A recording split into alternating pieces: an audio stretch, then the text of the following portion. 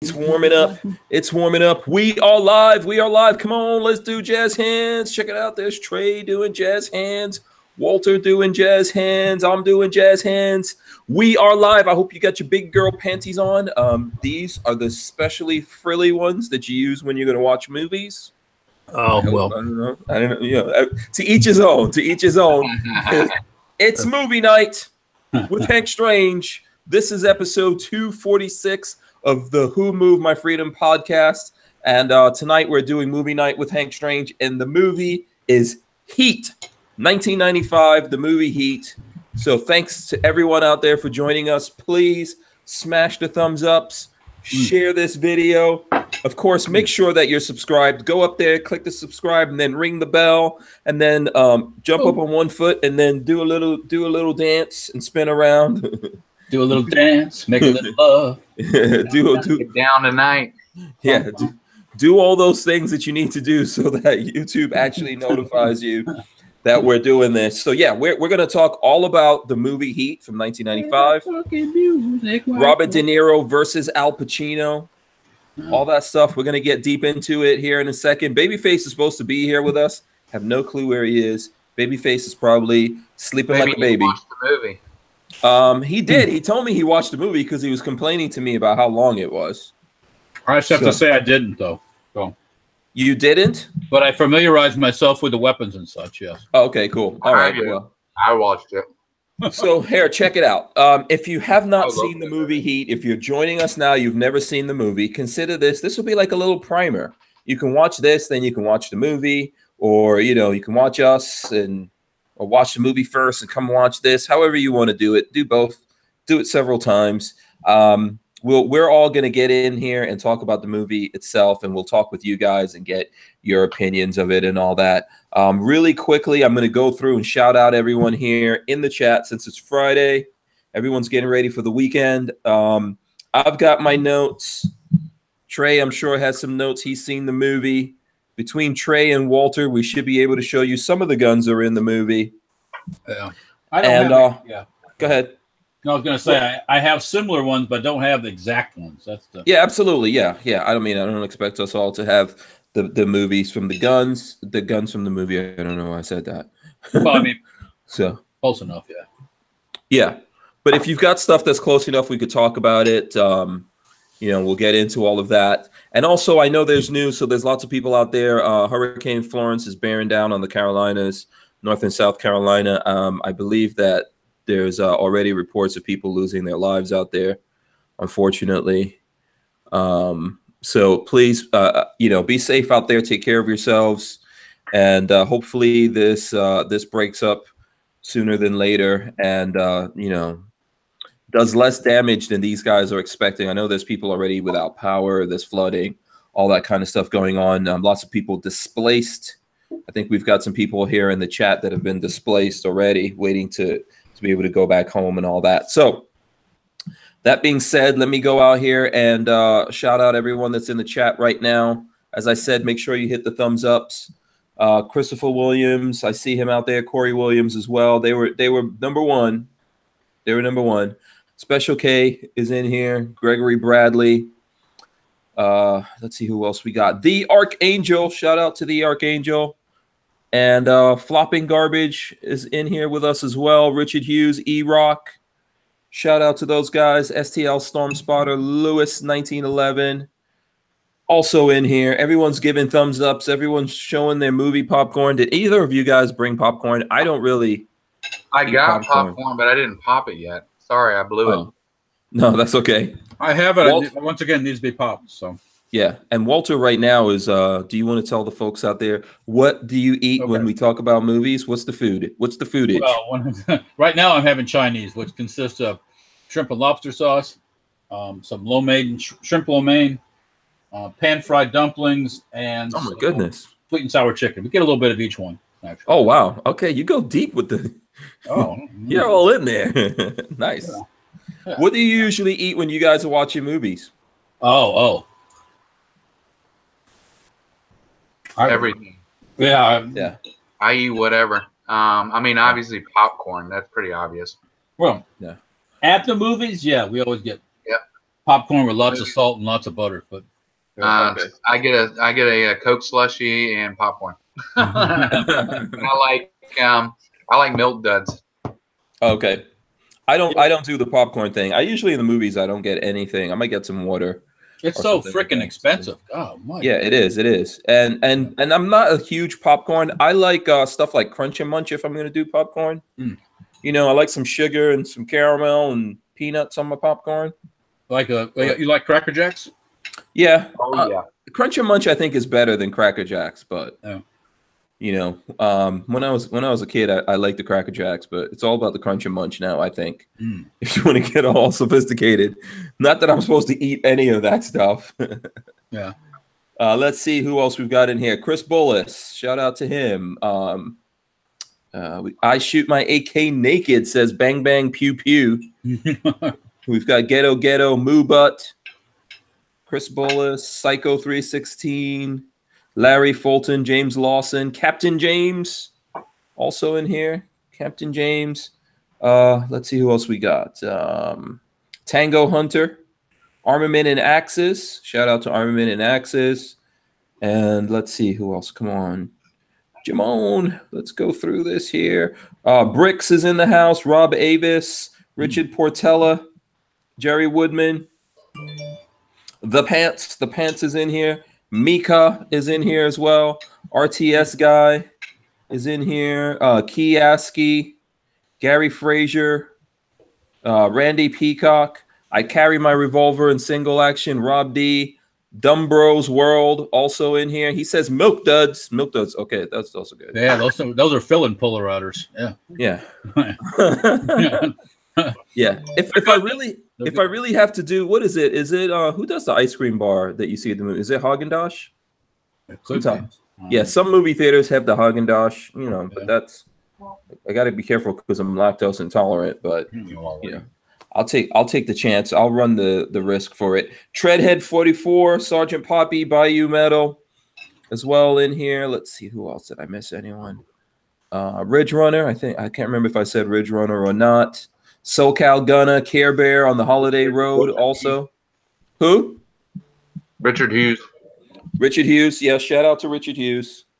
Shout out to Richard Hughes. Larry Dozario, James Amos V, or the fifth, I don't know. The firearm rack is in here. He says, "What's up, butthead?" Shout out to the firearms rack, who's always causing trouble. Because, you know, the firearms rack is mad because he can't take his super modified guns to go training. What can I say? MDS 8168. Shout out to him as well. David Cardinal. There you go. And I carry my revolver in single action, says dairy equals mud butt for Hank. Firearms rack says Heat movie equals best movie. There you go. And there's lots of other people coming in. So for anyone who I missed, or if you're coming in now, you really want to shout out, we'll go through it. We're gonna basically spend the most of the evening talking about the movie Heat from 1995. If you guys haven't seen it, it is right now on Netflix. Most people in the world, who in the world does not have Netflix? We should probably start there, right? I don't have Netflix. Oh, you don't? No, I got rid of it about a year ago. I keep raising the prices, so I got a Fire Stick instead. Oh, okay. So on the Fire Stick, you just have Amazon Prime then? What do you got on the Fire Stick? Or is your Fire Stick hacked? You have what? I can watch whatever I want with it. Oh, okay. You just rent whatever you want. Okay. I see. All right, cool.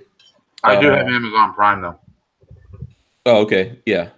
That's not, I mean, I think most people out there either have Netflix or Amazon Prime. So let's see what else is going on.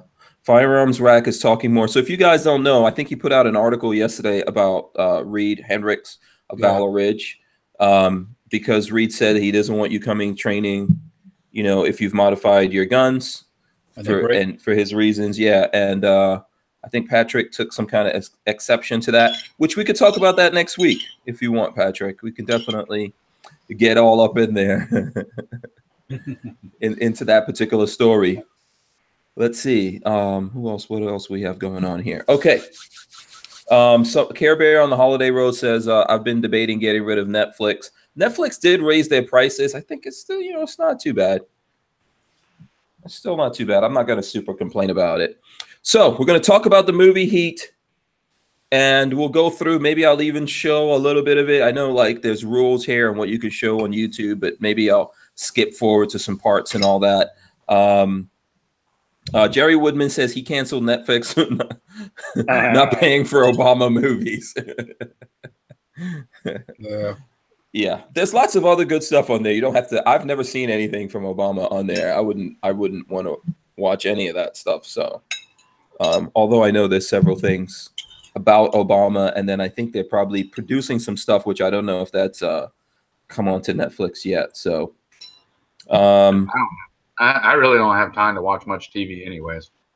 Yeah, absolutely. Understood. Okay, so Walter, you didn't see the movie. No, I would have. Unfortunately, 2.5 hours. I wouldn't have made it through it, to be quite honest with you. Okay. Yeah, there's a lot of gun stuff in there. A lot of gun stuff. This is like, so if we're going to talk about gun movies, I think this is like one of the, like really up there when it comes to gun movies. Just there's some serious gun action and all that kind of stuff going on in here. So I was going to do a thumbs up, like let people do the thumbs ups in the beginning. It's only me and Trey that watched it. Trey, would you give the movie thumbs up or thumbs down? 2 thumbs up. 2 thumbs ups. Okay, there you go from Trey. He says 2 thumbs ups. I give it 2 thumbs ups as well. If you 4.5 stars. Yeah, 4.5. Yeah, because Robert De Niro's in it. Okay, so he lost half a star or something because of Robert De Niro, or yeah, he's a nut job now. I mean, I look at all the stuff he starts. He's a good actor, but I'm tired of hearing him run his mouth. Yeah. I don't know if Al Pacino's any better. I think a lot of the people in Hollywood. Okay. He's not on TV out there screaming in the middle of the Grammys or any of that stuff. Yeah, at least keeps it to himself. I'll give him that. Yeah. I think a lot of the people in this movie, since obviously we're talking about Hollywood people, right? Yeah. I mean, this is Hollywood here. We can just go down. So let's see. So the movie came out in 1995. It was directed by Michael Mann. I know you're a fan of Michael Mann, right? Oh, yeah. I don't know where Michael Mann comes down with guns, but he's made a lot of movies. It doesn't matter where they come down with guns. They use them to make money. Yeah, all these guys do. Yeah, all these guys do. Liam Neeson, all those guys. Yeah. Yeah. They shoot 500 rounds out of a magazine, and yeah, it's good to go. Yeah. Absolutely. One magazine. He's a 2A guy. He is? Okay. Yeah. So is Jim Wood. Oh, okay. Okay, cool. There you go. So let's see. I mean, Michael Mann has produced a whole bunch of movies and directed things and done all of that kind of stuff. So he's a huge you were saying that he did all of the Miami Vice movies. All of Miami Vice is the movie. Last of the Mohegans. Love that movie. That's one of my favorite movies. Yeah. He did he also did Collateral. Uh-huh. Public Enemy. Okay, Public Enemy. I'm trying to remember. Was one of my favorite movies. Johnny Depp as a gangster. Oh yeah, I've never seen that one. Yeah, it wasn't that great, but that's because it had Johnny Depp in it. That it wasn't great, yeah. I mean, Johnny Depp I think was good in maybe the first 2. I'm a pirate. I'm a pirate. He was all right. He was okay in the he was good, but now I can't see him as anything else. Yeah, he's typecast now for you. Okay, I'm a gangster now. I'm a gangster. Yeah. So, all right. So let's go into this. So people out there can tell us, what do you think about this movie? The folks out there, you thumbs up the movie, thumbs down the movie. Let us know. We'll have some audience participation in this. Yep. And you can definitely tell us what you think about it. I think that this to me is not a movie I watch all the time. So I like to watch movies to unwind and kind of like get out of my own mind. It's for escapism. This movie is a very realistic movie. So I like it. I think it's really good. But I don't watch these kinds of movies all the time because, I think when you watch a movie, you suspend your disbelief, you enter that world. And sometimes you can be in there, like in your brain space for a little while once you see these kind of things. I don't need to see people getting shot in the face for all the time. So, Yeah. So yeah. So it's not an easy movie to watch if you're squeamish or anything like that. It's not that for me. No, it's not that. It's just that stuff goes into your brain and just bangs around inside. Yeah. It's kind of like when you're watching the internet and you see something that's some porn thing that's like, oh my God, what the hell are they doing? you didn't meant to see, but it flashed in front of you. Like I had the other day on Instagram. On Instagram, it was like, oh, I didn't want to see that. No. Yeah. Yes. That's the thing. Oh, by the way, people are always putting stuff up on Instagram that you don't want to see. Yeah. When I see that, I just unfollow that person. You know, Instagram is kind of my happy place. I want to go there and see nice guns or maybe some boobies. I'm checking my stats. I'm doing this, and then all of a sudden it's like, whoa. Yeah, but there's some movies that are great movies and very tough to watch, like Saving Private. What is it? Saving Private Ryan. Yeah, very tough movie to watch. The beginning of it, I mean, it doesn't even like it doesn't even smoothly bring you into it, you know. That was the point. Yeah, it's a very tough thing to watch, but a great movie. So I think there's lots of movies that fall into that category. For me, this is one of those. So some people just watch this kind of stuff all the time. I don't really necessarily watch, even though I'm a gun guy. You know, I like watching horror movies all the time. It's not my no desire. Yeah. I usually wind down with slapstick comedy. A little bit of SpongeBob SquarePants, you know. Oh, Talladega Nights, stuff like that. Half Baked. I actually like Half Baked. Those movies. I wind down. I get a good laugh out of them. Guess it just depends on what mood I am in. Yeah. So with Heat, particularly Heat, I think was the first time supposedly that Robert De Niro and Al Pacino. Yeah, we're in the same movie, and I think the movie was billed as like Robert. This is the first time, and then the second movie sucked. I forgot the name of the movie for the life of me though. But this is there was a big deal. Everybody's like, oh my gosh, and they were pretty big back then too. When the movie came out, they were both on their upswing for their careers. Yeah. Now they were Bayou Metal says the other guys. I love that movie. Yeah. Bayou Meadow says the other guys, and someone here, I don't know, I haven't Righteous Kill, that's what it was. Righteous Kill. Okay. Oh wait, Righteous Kill? Well, yes. Okay, that sounds like it. Yeah, Righteous Kill. You know what the thing is? They were both in the Godfather movies. Oh no, you're right. They were both in The Godfather too, but they weren't together. They were flashed back and flashing forward. So when they flash forward, Al Pacino would be doing Al Pacino things. And then they flash back to Robert De Niro, which was obviously a younger Marlon Brando. But they were never together at all, except until Heat. Mm-hmm. Mm-hmm. Yeah, I forgot about that. I forgot about The Godfather. Classic. Yeah. So, you know, and then one of the things about this is if you really watch this movie, sometimes in movies or with movies, you get either the movie is imitating something that happened in real life, right? This is not one of those. It's not a biopic or about something that happens. Or you get the opposite thing where life imitates art and something that happened in the movie later on happens in real life. And I think from this movie, we had that, right? With the North Hollywood shooting or shootout.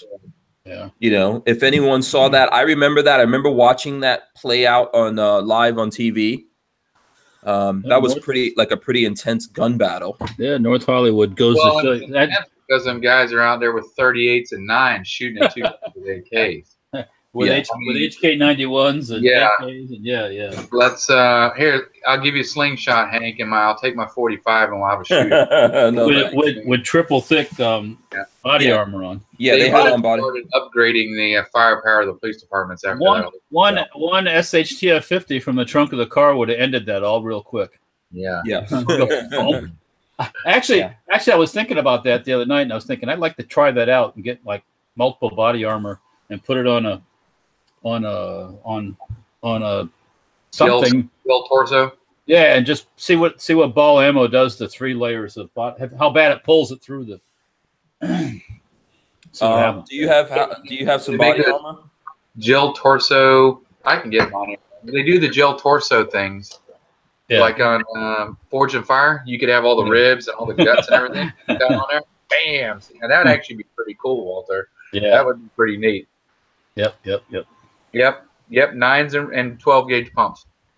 Yeah, Yep. so we got to figure out how to do one of those things. I've got. So what exactly do you need to do one of those tests? Well, just probably some used stick and some bodies, some used body armor, and or some sort, kind of what they'd used. I don't know. I don't think they had flak vest and body armor. I thought it was I thought it was like homemade plates or something. I don't remember. That's a good question. Yeah. The only thing about plates is everybody says you got to worry about spall.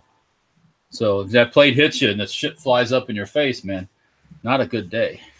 You you get the lead in the copper jacket coming up in under your chin. That would ruin your afternoon.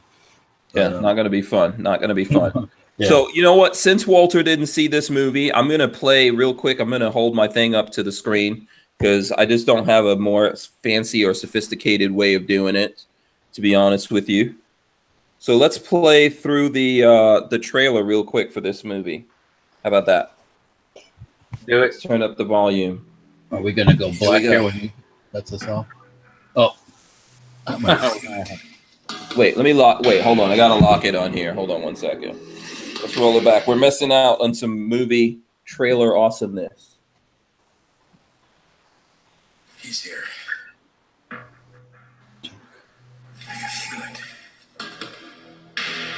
This is how they did movie trailers in 1995. Pacino. The scent of your prey. And then hunt them down. That's the only thing you can do. It keeps me sharp, on the edge, where I gotta be. De Niro. Making moves on one thing to be in your life that you cannot walk out on in 30 seconds flat if you spot the heat around the corner. My life's a disaster. How can you move with me? I spend all my time chasing guys like you around the block. I do what I do best. I take scores. You do what you do best. Trying to stop guys like me. That was my favorite part of the movie right there. You've been walking through our life dead. All I have is what I'm going after. From the Godfather to Scent of a Woman. So we we'll get in trouble probably if we do the whole thing. Yeah. But that's funny. The screen's gonna go black all of a sudden. So yeah, from what was it? From the director of Scent of a Woman, or from the man who made Scent of a Woman. I love that movie voice. I don't think that movie guy is around anymore. I think we flipped over to a new movie guy. So the whole thing of there, it's like De Niro versus Pacino, good guy versus bad guy, cops and robbers. You guys remember when you were kids, when you played cops and robbers and stuff like that, who were you? Were you the good guy or the bad guy? Were you the cop or the robber, or were you the cowboy or the Indian? were you the Germans or the Americans when you played Army? Yeah. Always the bad guy. Yeah. So if I played Army, I don't know. I always played the bad guys. I'm not ashamed. Always like Darth Vader, man. Darth Vader's the man. Yeah. I'm not your father. Yeah, I think I just had like I like to play the bad guys because they didn't have rules. You know, all the cool toys. Yeah. So, and whenever we did cops and robbers, like whoever was playing, like the cop was a goody two shoes, and they had to arrest you or whatever, and it was more fun to escape and get away from me. So I think when I look at things like this, I kind of like identify with the bad guy. But in the end, of course, I mean, in real life, you don't identify with the bad guys, right? Because you're thinking, hey, I might have to go up against that bad guy. So yeah, that's one of those things. So this is a good guy versus bad guy. De Niro here plays the bad guy. He plays like a smash and grab robber kind of thing. They have a crew. They smash and grab, steal lots of money. They usually don't intend on killing people, but if they have to, if they have to do it to get the money, yeah, that's what they do. And then Pacino is playing. Do you think like Pacino is a good actor? This is a question I ask myself all the time. Question? Yeah, who do you think is the better actor? Do you think Pacino is a better actor or Robert De Niro is a better actor? I like Al Pacino's intensity, but Robert conveys that. I mean, when he's got the look. Like all through the movie, he did really well. Like the criminal look and all that stuff. He really kind of got like he was actually a criminal mastermind, not just some guy. I'm Robert De Niro. No, he actually I kind of got the feeling from him. Yeah, I think Pacino goes too far. Pacino was awesome in Scarface. So yeah, but I that think was perfect. Him just going off the chain. Yeah, I think Scarface was like a perfect thing for him. He doesn't scare me that much. So Well, he's De Niro kind of like 5'7". Yeah, and I think De Niro plays the bad guy way better than Pacino. So, you know, I think Pacino like always plays Pacino kind of. I mean, and you usually see Robert De Niro in a lot of like badass kind of roles, but I think he has a little bit more depth. Scent of a Woman was Pacino. Yeah, it was a good movie. Yeah. So definitely, I would say everyone's. Let's see. Richard Hughes says De Niro, definitely. Lions of Judah says De Niro is a better actor. I kind of agree with that. Al Pacino always does some kind of crazy thing in here. The funniest line for me in this movie is he's got this like something about the ass. I got to find that line and then I'll play it for you guys in here. Something about the ass. Yeah, there's a line that he has in 20. Huh? Somebody's talking about their guns already. Oh, okay. So do we want to go through some guns of this movie? Let's do this. Yeah, sure. Yeah. So what guns do you? So guess what? Trey has a bunch of guns from the movie that he's going to show us. Oh, good. I'm off the hook then. Yeah. Yeah. I wouldn't go that far, Walter. Yeah, you're not off the hook, Walter. You get the syntax from when they blow the back of the car off, right? Okay. All right, Robert De Niro's 220, SIG 45, single stack. Oh, very nice. Cool. Yeah, that's an early 80s one. It's probably one of my favorite 45s to shoot. Simple. It shoots or it doesn't shoot. No safety, no nothing. Hammer and double action. Right. So, yeah. What's the ammo? What's the capacity of that? I think it's 7 or 8. Hold on, let me tell you. 6 plus 1. 6 plus 1? Yep. Okay. And yeah, see, that's the thing. That's back in the 90s. Ammo capacity wasn't a big thing. Yeah. It seems like a lot of the cops in this movie had 1911s, right? Basically. Yep. Go ahead. Oh, no. Show us. Blocks. Yeah, there we go. Is that CMP? No. That hasn't happened yet. No. This is a American Tactical Imports, actually. That's one of those Filipino guns. But it works fine. No problem with it. Just if you got a problem with guns made in the Philippines, it's yeah. I don't think there's anything wrong with that. No, they work. So fine. There you go. Yeah. Yeah. So a lot of the police officers in here had 1911s, right? Yeah, he had a Colt Combat Commander. This is a Colt Commander. I didn't have the Combat Commander. It's a little bit shorter. Mine's a little bit longer than his model. He had some pearl handle grips. I don't know what were on those grips. But yeah, basically he had a 1911. Nothing fancy except he had all the fancy grips on it. Right. Yeah. So I think back then in this time frame that we're dealing with, even like, as you saw in that North Hollywood shootout, people just weren't all about ammo capacity at that time, right? Is that fair to say? I don't know. Robert De Niro was shooting a submachine gun in the car. Yeah. Yeah. David, the Steyr. Yep. Yeah. David Reed is asking me, why do all your guns have blue on them still? I don't. Blue? What? They're supposed to be like worn out or something? I'm so blue. Is there a I thought I saw in the looking up the guns, there was a Beretta 92, but I think there might have been. I didn't do any of the common guns. Yeah, I think it was a compact 92 because they had a couple Glocks also. A Glock 19. Yeah.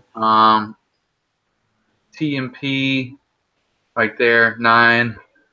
Wangro. Type 56. They had an AR. They had a bunch of ARs, so that's why I didn't break one of those out. Actually, I've got one very similar to the one collapsible stock one they used in the movie, but it's at the shop. He had Wangro had a 1006, but his was a 9. This is a 10 millimeter. 10 millimeter, yeah. The only 10 millimeter I have. And then Were people into 10 millimeter back in '95? Yes. Yeah, and then Oh, really? Sizemore had a foul, but he had a full size. This is a paratrooper. Sorry, I didn't have the original. I had Okay. Yeah, I've got a full size. I don't have a collapsible stock one. So. Yeah, I used to. I love that gun. I wish I never got rid of it, to be honest with you. Yeah. And then Chris, during the scene from the movie theater, he had a H&K G3, I believe, that he was shooting. Right. As a paratrooper, also, I didn't have the exact one he had. But close enough, right? Did the job. Mm-hmm. Mm-hmm. Yeah. Yep. Yeah. Let's see. Flipping down through the old screen here. The Star Megastar. That's a cool gun. 45. I mean, if you like stars, it's a cool gun. Yeah, I had that 45 Star, but not that model. They're actually pretty good. They're like $300. Yeah. The Star pistols for the most part are really good. So, for the money and everything. Yeah, they had a 92 SB. 590 Mossberg, but again, that was a common gun. I didn't bring that up. Yeah, got a 500. The Molly Pump. They had a few other guns in there too.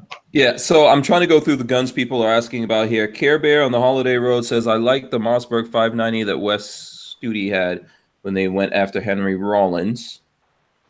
Okay, there you go. Let's see what. What's that? Let's see here. Well, I'm scrolling down through the 500. Yeah, someone says, E-Rock says, all hail the 10 millimeter. Yeah, the Ithaca 37 Stakeout's pretty much like a Keg 12 10-inch, about that same size. Actually, I think the Stakeout's 12 inches. It's Tom had a pump Benelli though. I had the semi-auto short one. He had the full size. I didn't bring it out. I mean, all the shotguns were pretty common. A couple of the handguns were pretty common. You're right, Walter. The security guards did have 92s. Yeah. A bunch of cops had Glocks, the usual stuff. Nothing that was out of the ordinary. Yeah. So Brian Quick says, during the assault weapons ban of '94, capacity wasn't a top requirement like it is now. Well, part of that stuff, the West Hollywood shootout was part of the reason stuff ended in a lot of places in California and stuff like that. After that, they banned a bunch of stuff, if I'm not mistaken. Okay. Or more stuff, I think. Mm-hmm. So. Yeah. Bless those criminals' hearts. Always, take advantage. Oh yeah, of the crisis. That's the democratic way. Democrat way, excuse me. Yeah. David Cardinal says Sizemore was the only one in the crew who rocked an AK, which seemed weird. No. The Machete guy, he had an AK also. Yeah. If one of the who was using the FNC? Somebody was using an FNC. Was that one of the bad guys? That was Robert or Al Pacino. Oh, okay. Yeah, there was a point. Yeah, there was a point where Al Pacino, and I'm gonna go to if you have Internet Movie Firearms Database. Yeah. Okay, you can go check out all of these things. Sizemore had a Galil at the very end. Yeah. Okay. So you can see exactly what I think. Right in the bank shootout, right after they robbed the bank. What was this? An FNC 80. Yes. Yeah. So there you go. I can remember when an FNC was like, one time I saw them on sale, believe it or not. It was less. I know it was less than $600, and I didn't have $600. Maybe for something actually. I didn't have the money at the time. Mm-hmm. But, then they just went. Once they banned them, they went crazy. So, yeah. Mm-hmm. Well, that's life. Now, if you were going to go run around town shooting guns, would you wear a ski mask where you could only see out of your eyes this small, where you have no peripheral vision to see who's coming down on you from the sides? I'm a hockey guy. I'm a hockey mask kind of guy. Okay. I look at that and I go, that is it's like looking out of a knight's helmet. All you see is just like this, Yeah, I think it looks cool in the movies, but it's not very practical when you're right. They walk in there, everybody's looking at him. He just puts his mask on. Here, they won't see me. Sizemore walks out with his barrel sticking out of his jacket. Gets in the car with his barrel sticking out the window. No one's noticing that at all. People are walking by like, I think I'll go get me some ice cream today. Hey, look at that guy. He's got a glill. He must be. That's all right. That's normal for Hollywood. Yeah. So to that, Walter, Crackbot says we do it in the military.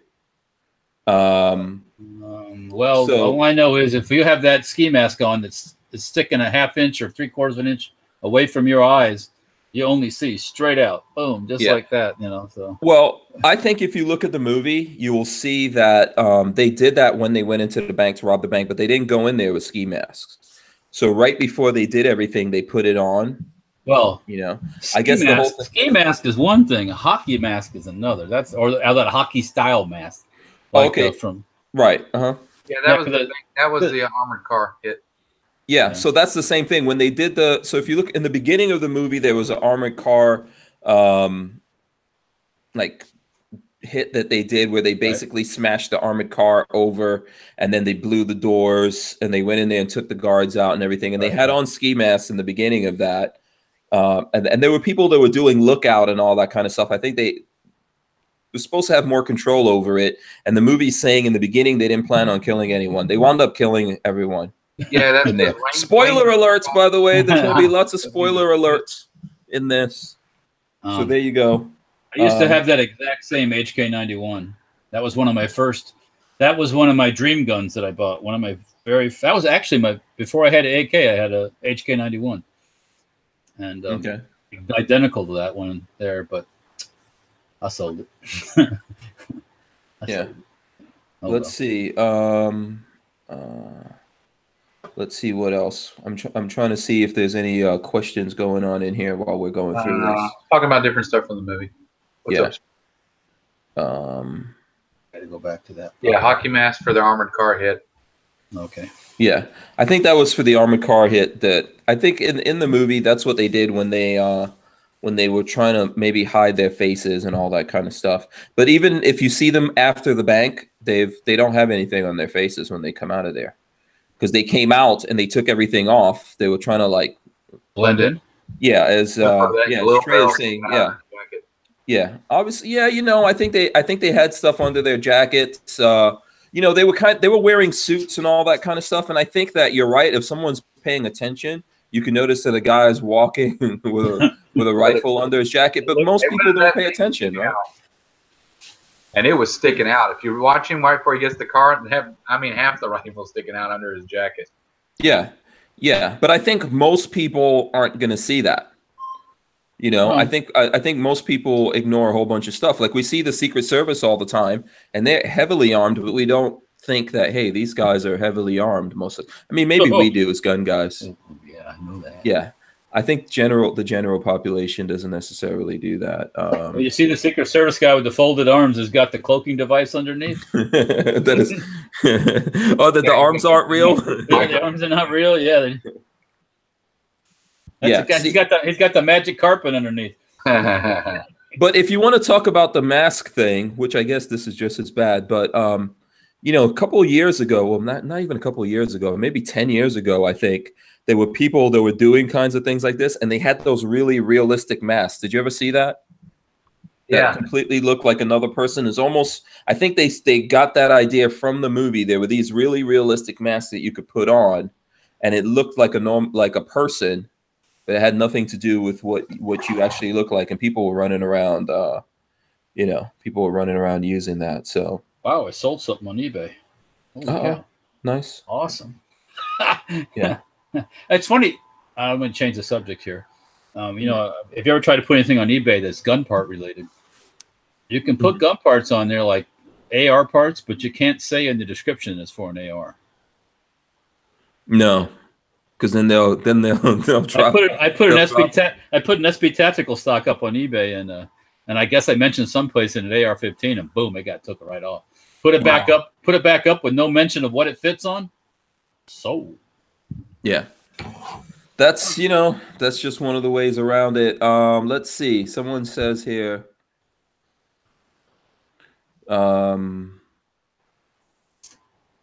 bring some spray paint, Instamask. Okay. Yeah. Larry Fulton says now everyone's got their face in their phones all of the time, which is true. Well, a lot more witnesses though. What was it that I saw a few weeks ago? There was an incident going on, and the cops and this guy were like faced off on the sidewalk, and these people were walking down the sidewalk like nothing was going on. I'm like going, don't you see this guy with the cop had the gun out, and these people are walking down the sidewalk like they just oblivious. I'm like, holy shit. Yeah, there's a lot of crazy stuff going on. I think also nowadays something happens, everyone takes out their phone and starts recording. Oh. Everyone's ready to do World Star. Yeah, everybody wants to be on. Yeah, everyone wants to get that fame of, they caught whatever's going on. I would get the hell out of Dodge. That's right. Get out of there. Or if you can't, stay low. Stay low and still get out of there if you can. Crawl. Yep. Mika says my brother open carries and very few notice. So there you go. Yeah, I guess it depends on the size of if you carry around a big shiny 44 stainless steel 44 Magnum or something, somebody's probably going to notice. But yeah. So G42 wants to know, Walter, if yes, did you get that G42 22LR conversion kit done? No, but that's not a bad idea actually. But my life is very challenged right now making things, so I have to focus, my friend. I have to focus. Or I'll be back working at Home Depot or something. No, don't say that. Don't say that. No, I won't do. No, we're not going to do that. It's not going to be. That'll never happen. No, I'm not. Yeah. Yeah. But yeah, no, I have numerous projects going on that I need to focus on. So yeah, conversion kits are a little bit out. That's not a bad idea that he's mentioned here. Speaking of conversion kits, he had the 92 out here. I have a Scener. I got one of those. What is that? Hold on. Show it again. Scener 22 conversion, the original. For the 92. I got a 1911 gold cup. I used to have one for my old AK I had. Is he still selling them? I don't know. I went over I saw his factory over in Cocoa. He's a really nice guy, actually. He usually comes up to the creek, Knob Creek. He's been doing that for years and years and years and years. He races Ferraris too. Oh yeah, he collects them too. Yeah. He's got. Who are you guys even talking about? Jonathan Arthur Scener. He invented the original 22 conversion for ARs and pistols and stuff. Yep. Oh, cool. All right. Everybody started making them themselves. Yeah, I won this particular one in a raffle for the NFA TCA thing they do at Knob Creek, but this last time around? Oh no, a couple of times ago, silent auction thing. So, but yeah, no, it's for $100. I got lucky. Yeah, that's cool. We'll have to take it out and shoot it. Drop it in 92 and bring it up next week, and it'll be fun to blink with it. Pow, pow, pow, tink, tink, tink, tink. All nights. Do you guys want to plug the event that you have going on real quick? Sure. Next weekend, at the Aries Firearms Training Facility, we are having what do we want to call it? I don't have the official thing in front of me here. Drive for toys for children who need them. Yes. So there's going to be military vehicles there. There's going to be guns, and there's going to be bring toys. We're collecting them for the holiday season. Yeah, we're going to help people out with them. Yep. So you bring a toy and show it to me. I'll let you shoot a gun. How's that? I don't know if Trey's good with that, but yeah. Richard, we're going to have flamethrowers, guns with Walther, our guns, be a bunch of military vehicles. There'll be a lot of stuff going on. Yeah. So there'll be. Sorry, I was just queuing up something. Oh, your fault this time. Yeah, I didn't do it. We're probably not going to do lunch because we weren't sure how many people were coming out. Normally, I bring in food vendors for these events. Right. But not knowing what kind of turnout, the vendor needs to make money too. He can't show up there and sell free hamburgers. Right. So this is our first one doing it. So we're going to see how it goes. If it goes well, next year we'll have one, and I'll have snow cones and hot dogs and hamburgers, the usual stuff that people can purchase. So yeah, sorry, Richard, I'm not gonna have any food. Yeah, bring your picnic basket. Yeah. The military vehicle guys will have our encampment set up, which will be for general debauchery and the consumption of adult beverages. Afterwards. Yeah, we'll all wear a hockey mask. If you wear a hockey mask, just you know. Yeah. So, do you guys want to see? Should I play another scene from the movie real quick? Sure, go for it. Let's do that. You're talking about hockey masks. I've got something queued up here. There we go. That's it. I am. There we go. See if you can see that. Here comes the mask. There it goes. What? There it is. Let's go on. There you go. There you go. This is where yeah, this is where they knock over the old block, the armored car truck. I like that big ass wrecker though. That's cool. Yeah, it is pretty cool.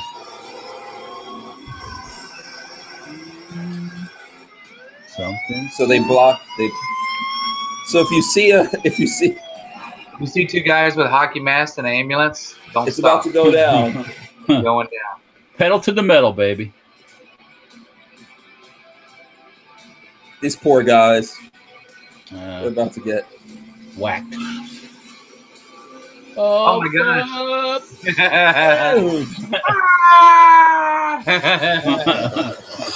All right, I don't want to go too long with the. I don't want to go too long with any scenes in there. I think you can only do that for for a short period of time. But yeah, so always be on the lookout for that when you're driving around in an armored truck. Yeah. Guys in ambulances with ski masks, bad. Yeah. the Archangel in the chat's asking about the SHTF stuff again. Okay. Nothing yet. So as much as I would like to see things change, nothing's changed yet. So yeah, just gotta hang out. I gotta be poor. Yeah. Okay. Yeah, it's gonna obviously take a long time to get all that stuff worked out. So I wouldn't figure that anything's gonna happen anytime soon with it. There's been a chance for years that we've been shooting the 50s and showing them. So if you didn't get in onto that line. Yeah, I know. It's like everybody says, "Oh man, I want to get one. I want to get one." It's like, well, you could have got one when. Yeah, STHF 50s are going to go up in price. Look, I don't have one. I don't have one, and I've done more videos than anyone else. Yeah, I know. I want one too. See now, everybody. Now, so what the interesting stuff? All of a sudden tomorrow, they said, "Okay, you're good. Let's see how many of these people that just are dying to get it." They're like, "No, it's all right." What? I don't know what's going to happen in the end. Just if there's anybody that's wondering what's going to happen, it's me. I go to the shop every day and look at parts sitting there that aren't being used, that are costing me money sitting there. So, oh, there's Babyface. Oh, look at that, Babyface! Right on time. What's up? Well, on that note, I'm going to go. I'll be back. How was your nap? So yeah, got home from work and was not feeling well, so I was closed my eyes for a little bit.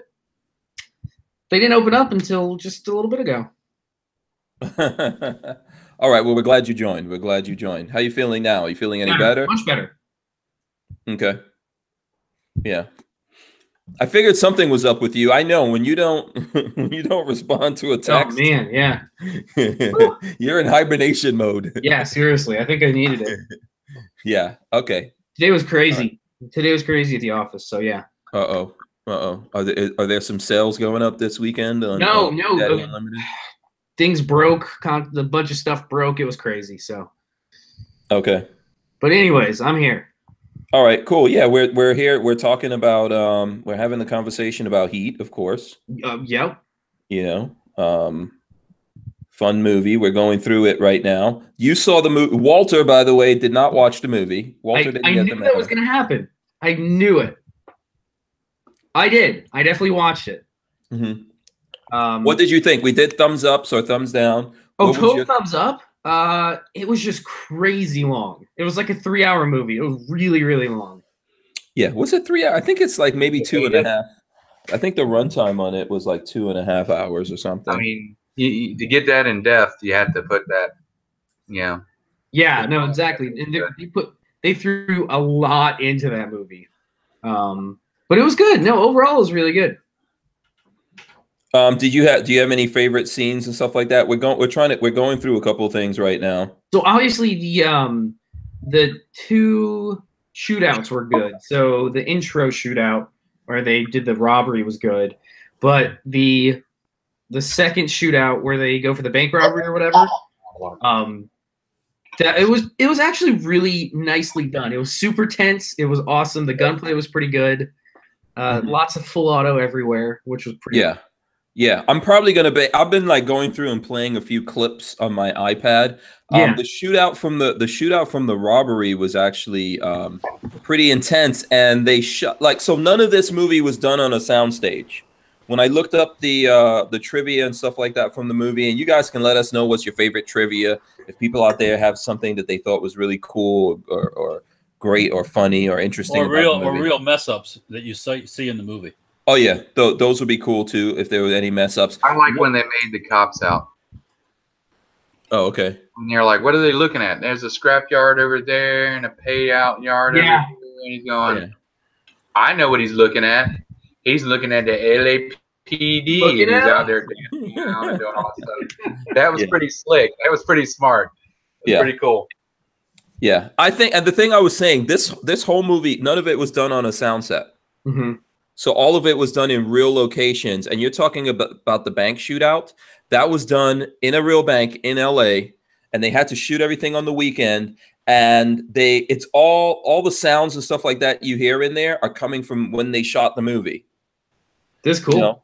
Yeah. So and so they had to close off everything, obviously, and have all these actors in there, and they're running and gunning. And one of the trivia things I saw is they actually used clips from this movie to train different special ops forces and all that kind of stuff. Like, you know, this is a good way to retreat while under fire and blah, blah, blah. Because these guys, they got training. I don't think they got training from our military. When I was looking at it, I think it was like British SAS or something like that, special ops in England. But in the movie, so I was telling folks before you came in, Babyface, that this is like a Pacino versus De Niro movie, good guy versus bad guy. Yeah. Cops and robbers. Yep.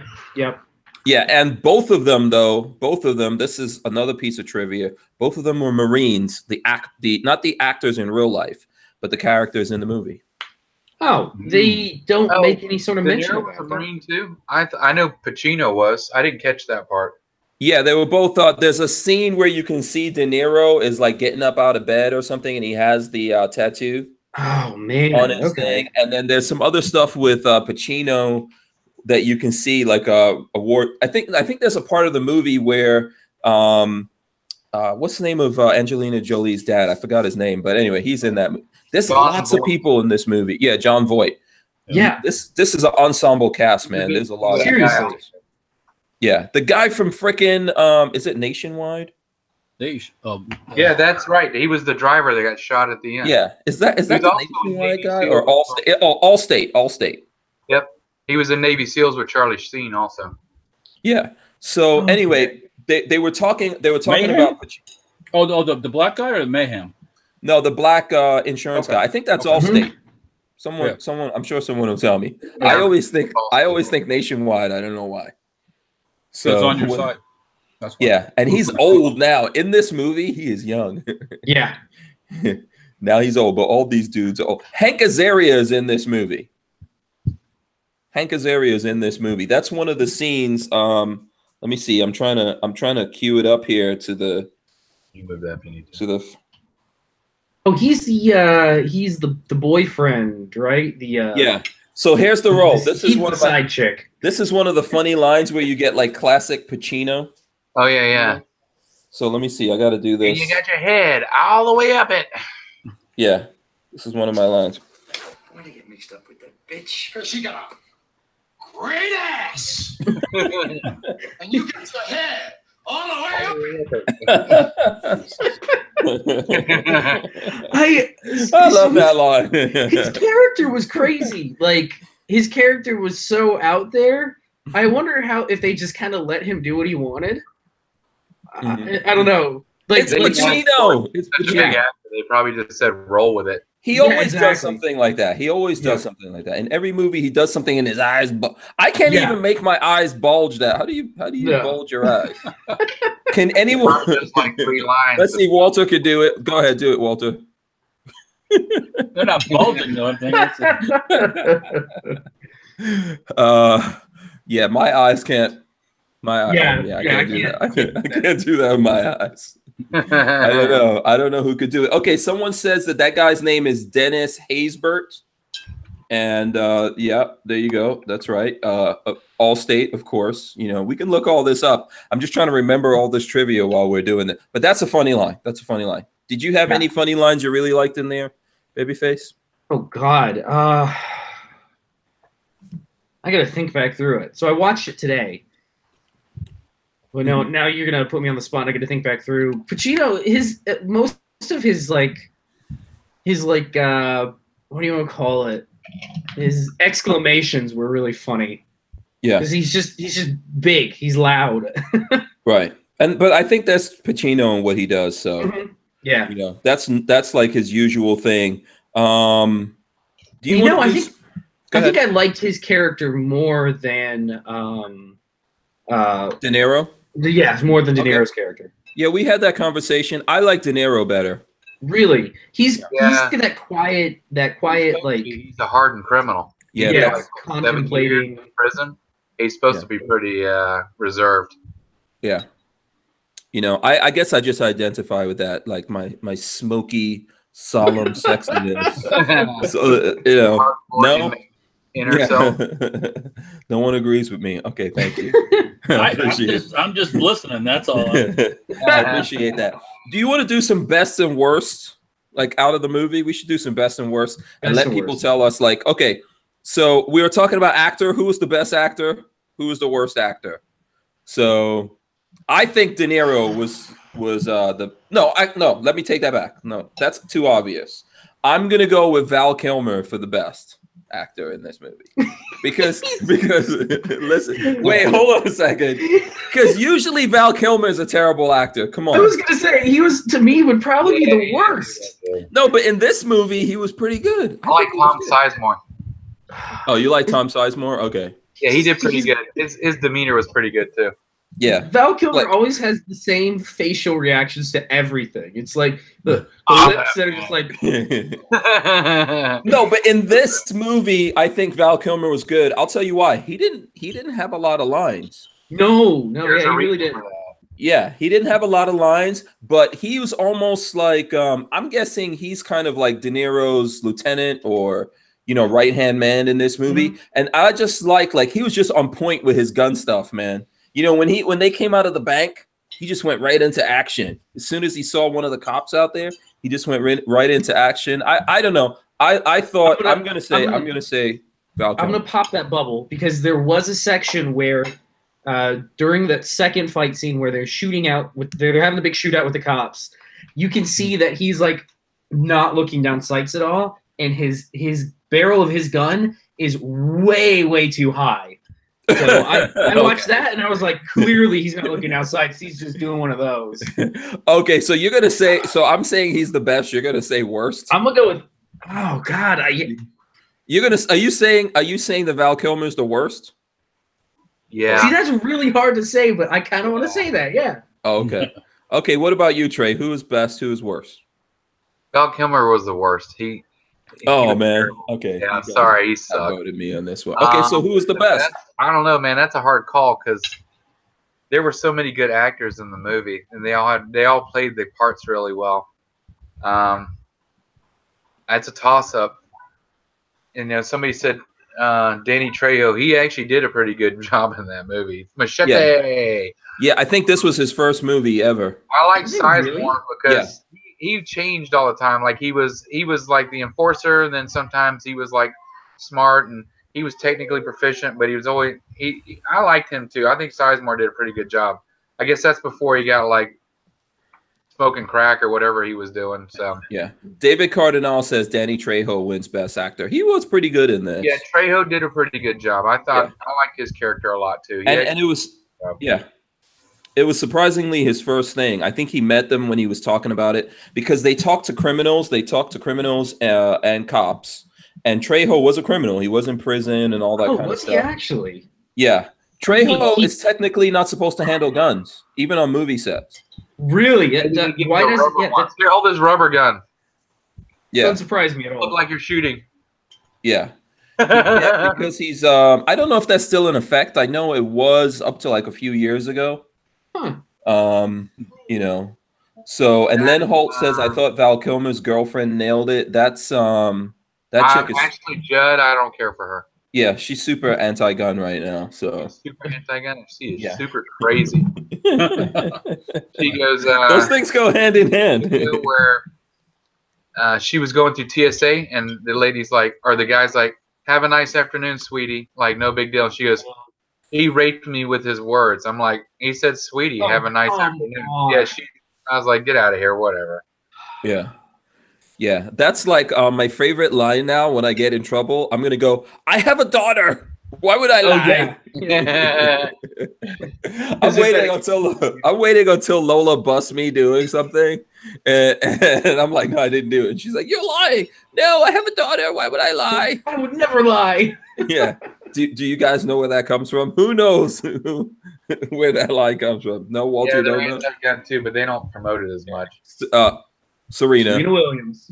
Serena Williams. Oh.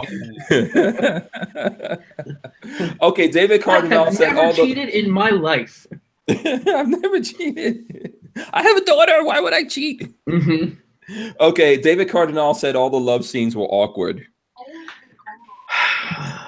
It was unnecessary. Worst part of the movie. Yeah, it was the worst part of the whole movie. Yeah, they could have left all that crap out. Like De Niro's girlfriend, don't care. Why do you even put her in there? Yeah, no, she was completely useless. She should have just been his girlfriend right off the bat. Like no meat parts. Like, this is my girlfriend, and we all go out just like the other guys. See, that's him courting her, all that crap. Don't care. That's where they could have cut from 2 hours and 45 minutes. They could have cut out like 15 minutes of that. Because I didn't want that. Yeah. So let me see. I want to cover some of. Let's see. And then the getaway driver at the end, the black guy that died that we were just talking about, that does Allstate or whatever. Yeah. I actually, I hate to say this, but I actually halfway through the movie was sitting there and they're talking about him because he has like he picks up a terrible job or something, and he's like suffering with that boss, and I was like, where is this? Who is this? I don't know who this character is. They're trying to show you why he did it. Perfect. He was fine. So they're trying to give you his backstory, but they almost could have just made him, I don't know, because you didn't feel for him too bad. If they go, hey, look, there's so and so from Cell Block C. I mean, they could have. Again, that's another 10 minutes they could have cut out. I think they wanted you to connect to him because he died. Like, he got involved in this, and immediately he got involved in this, and he died. Which is, it happens a lot to people. You know, they get involved in something crazy. They don't have no idea what they're getting into. Boom. You got to kind of see the bad guy and the good guys. Both their lives are ruined by what they were doing. Mm-hmm. I like the way they played it. Yeah, and I think that it's this. There's some things in life like that. Like, I envision, I don't drink that often because I can't handle liquor, basically. In terms of, I can handle it, it just puts me to sleep. So I've never like thrown up or anything like that, because if I can drink a little beer and then I just go to sleep. But so I've never done drugs or anything like that. And I feel like I'm that dude that would smoke crack the first time and die, and my heart would just explode. Boom. Done.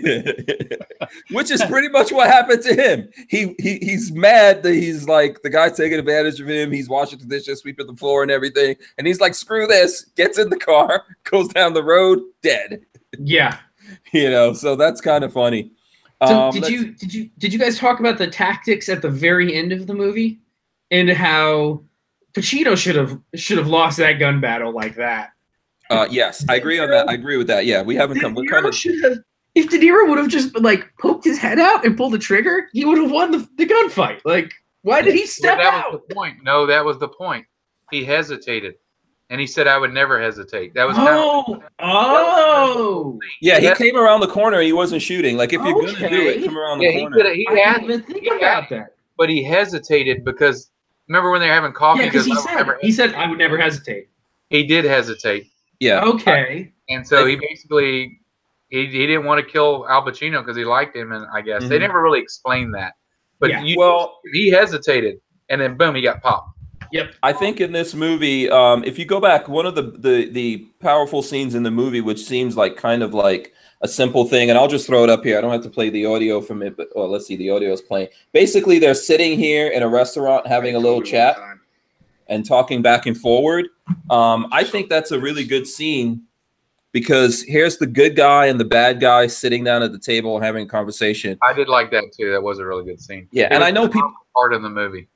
Yeah, and I think that because of that, they kind of got to know each other, and it's always more difficult to kill an enemy that you know, isn't it? Yeah, you know, that's one of the things I think that went down there. Plus, I think it's movie rules, right, Patrick? Oh, the good guy has to win. Yeah, we all know in real life De Niro would have probably taken that one. Oh yeah, oh yeah. You know, but I think that was a powerful part of the movie, and people think What's up, Joe? Okay, we got 13C Joe joining us. What's up, Joe? Welcome to the show, my friend. There he goes, coming in right now. I think that people think in real life that the good guys and the bad guys don't sit down and talk, but I think that actually does happen. You know? Oh, I guess. And I know I was reading through some trivia things that to prepare these actors for the movie, they had the actors who were playing the cops go to dinner with a bunch of cops in a restaurant. Mm-hmm. And then I think a couple of days later, they had the people who were playing the criminals go to dinner with a bunch of criminals in a restaurant. It's basically the same restaurant. And there's places like that where these guys all sit down and and have drinks and talk to each other when they're off the clock, so to speak. So I think it does kind of happen, and it was, you know, interesting in there. All right, Joe, what's up, man? You came in. We're talking about Heat. Oh, still all right. Good. I didn't miss much. I hope. Yeah. No, we're talking. You missed it all of it. Yeah, we're going through some best and worst things right now. Mm-hmm. So let's see. I'm just listening. Yeah. By the way, Walter is on the wall of shame. He didn't look at the movie. What? Hey, we can talk about Titanic if you want, Walter. Let's all ask Walter about the SHTF 50. He'll like that. There we go. No, sorry. Go ahead, Walter. I didn't see birds. What were you gonna say? Oh, I got a 45 question. You know, anybody ever carry a 45 locked and cocked? That's how you're supposed to. Yeah. That's how I carry mine. So that means hammer back with the safety on. Yep. That's how you're supposed to carry 45. Wow. You don't like the idea of that? Well, I guess it can't go off until you got the. Yep. Yeah. And the grip safety and now, the thumb Walter, safety. the only time I didn't do that was the 938 because I had an ambi safety, and it was real easy to knock that safety off. Yeah. But that's my safety. Okay. Boom. Yeah. By the way, Psycho 316 says Pacino and De Niro are anti-gun too. That's true. I know that whole cast. I think is Jesus. Yeah.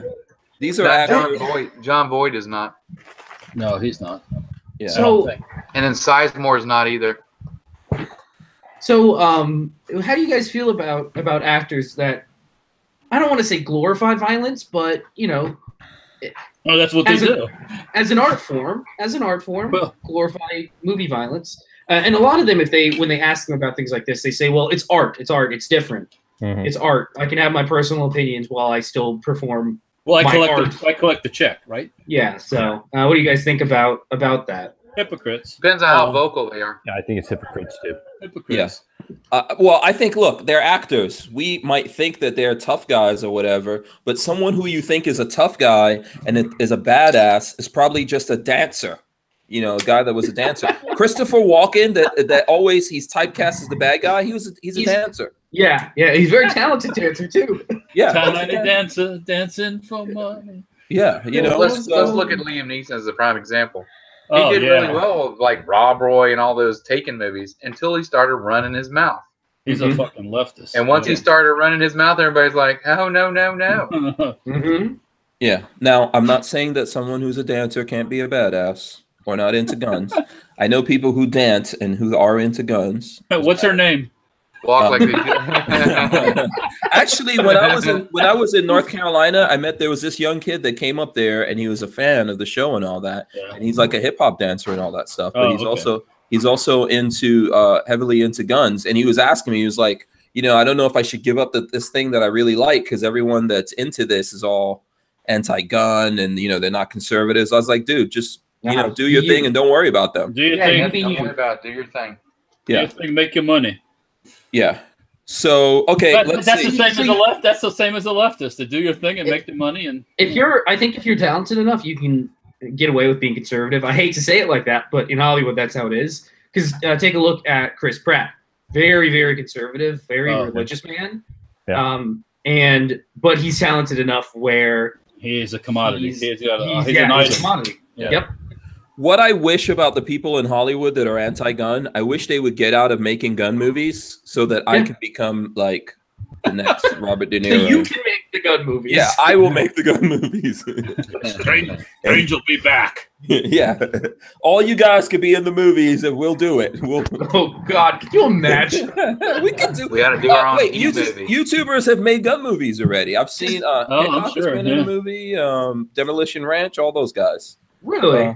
Yeah, we're the doing guy. a Heat movie, but with 50 cals. Yeah. Well, Swayze was pro-gun, wasn't he? Patrick Swayze? I don't know. Good. I think he was. I don't know. I thought him and Kurt Russell were talking about it once. I know Kurt Russell is, but I thought Swayze and him were talking about it once. Yeah. So there's a guy who could dance. That's also Actor Swayze ain't very much right now. Dirty Dancing, Roadhouse. I mean, what's not to love, right? Yeah. I'm not a super fan of Dirty Dancing. I think it's okay movie. It's basically a chick flick. I do like Roadhouse because one of my dreams is to learn how to do that grab out your throat. There you go, Hank. Grab that. Yeah. Yeah, I don't know how realistic that is. You could grab a dude's throat out. Let's go through some of the things in here really quick so we can get Joe involved here. Okay, best gun in the movie. Best gun in the movie, Joe. Oh God, there was a Daewoo in there. That's a good one. There was Daewoo rifle. Who had the Daewoo? In one scene, Pacino have one? No, that was a HK. Yeah, that was a FN. FNC. Not we had the FNC, but FN80. Is that the same thing as a FNC? The FN80? I don't remember. It was FNC 80, I think, or something. Yeah. There was a Daewoo in there. Daewoo rifle. I'm looking. So I was right? I'm looking through that right now. The gun Pacino has Pacino's gun was an FNC 80. Mm-hmm. Yeah.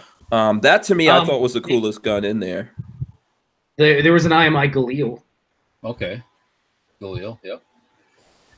Coolest guns? Man, I'm all about the Colts. I think the Colt machine guns. Okay. Oh, okay. I thought someone was going to say the HK. The 91. The G3. Now the 220. The 91A2. Is that the one that? No, actually, was that the one he was using as like a sniper rifle kind of thing? Yeah, that was another HK. Yes. Yeah, it was like a G3, but it's the really high end one. Yeah.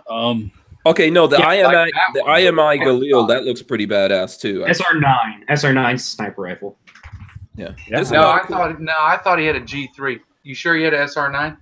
Well, the SR. Oh no, I'm sorry. The SR9 was from the cops' roof out. Yeah, the SWAT team had the SR9. Yeah, I'm on IMFDB. We'll see where the G3 was. I just brought it up. Too. Yeah. Yep, it was a HK 91A2. Yeah, that's what he had. What I like about this movie, they had and believe you me, I'm all about crazy ass guns. I could pull up some freaking bullpups right now, but this which bullpups really aren't that crazy, but you know, I like the crazy. You're a bullpup. I like the crazy guns in a movie, but this movie had very, very realistic guns. Well, it should have real guns. It's not a. It's not a sci-fi movie or something. No, but in some movies like this, you see ridiculous guns, right? They did, but I was a little confused why Pacino had an FNC 80. Yeah, that's not a common gun. He picked it up from somewhere. Because he's Pacino. And see, that's it. Is he has to stand out and not have even the Galil's not a common gun. You find. Yeah, the Galil was a different. Yeah, but that's a criminal's gun with a bipod, by the way. Yeah, or that Steyr. That Steyr's not a common gun either. But wait a second. I thought, Yeah, I have to go back to the movie. Mac 10, M11 9. Yeah, let's see. What's that? What are you throwing up? Go ahead. That would have been perfect for that time frame. There you go. TMP. I thought in the movie. Yeah, I have to go back. I thought Pacino picked up that gun. I thought he started out with like an. No, he grabbed it out of the. He had it in his hand when he came out of the car. He was ready to go. Oh, okay. He had it already in the car. Okay. Yeah, the FNC is not a police gun. No, I don't think that was ever issued in police departments. Except Al Pacino. Oh yeah. He's special enough that he gets his own gun. So especially gets whatever he wants. Yeah. I mean, you're easier to find a Thompson submachine gun in that time. They do more damage with that thing too. And then you'd find that FNC. So. Yeah. Listen. By the way, Al Pacino had a Bulgari watch. So just. Oh, did he? I didn't. Yeah. I was too busy looking at the guns. He's watching a Bulgari in that movie. If you look at it, so if he's a cop rocking one of those, and I think he had on Armani suits or something. Well, maybe he's rocking the New York City style cop. But he had that pretty sexy knee. Selling guns with a prostitution ring. You hear about that? It was L.A. Oh yeah. You hear about that just recently? Last week they just busted a NYPD pimping. Yep. Jesus, really? Yeah, and sell, I guess, guns and prostitution, something like that. Yeah, or drugs and prostitution, something. I don't know. Good Lord. That happens all the time. That happened last year. That happens. Well, when you have a police force with 30,000 plus. Yeah, people, it's bound to happen, I guess. That happens every year. That's probably happened for. We've probably seen that kind of. And I'm not like it's tough for cops who do what they're supposed to do and all that kind of stuff. Yeah. But that happens every year in New York City. We can go back years and you'll see they're always busting. That's insane. People running their own rackets. Yeah, it happens. Yeah. So I can remember when I was a kid, one of my first jobs I had in New York, I worked for the investigations department in New York City. I was like doing filing. I think I was like 13 years old or something. And the files, there were people who were police officers that had like immediate family members that were in the mafia. And they still allowed them to be police officers. So that kind of stuff happens in New York City and lots of other places around the country and the world, for that matter. So yeah, it comes up every now and then. But I did see it, and we didn't get a chance to talk about it in there. Okay, so best gun. What was the worst gun in there? Anyone know? Was there like a really? I just don't understand why these cops are running around with 1911s, but I know it was 1995. Pacino had a 1911. De Niro had a SIG P220. So both had 45s, which was interesting. Yeah. At the time, back then the 45 was still popular. Was it? Now the 9's taken over. Yeah. The year of the 9. 220, baby. Yeah, the all metal SIGs. Yep. Yeah. Oh, speaking of SIGs, this is not a SIG. This is a CZ. This is a copy. This is wow. I never seen a CZ like that. Well, actually, this is it's called the CZ 999. It's made by Zastava, but it's a copy of the 226. Yep. Which is pretty good. Never seen one like that before. That's pretty cool. I've never had a real one, but when these came available, I bought one because the price. Is that a 226 or a 229? I think it's a 226 knockoff. Okay. Yeah. Good.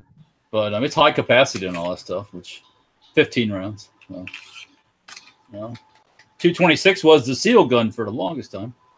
The seal pistol.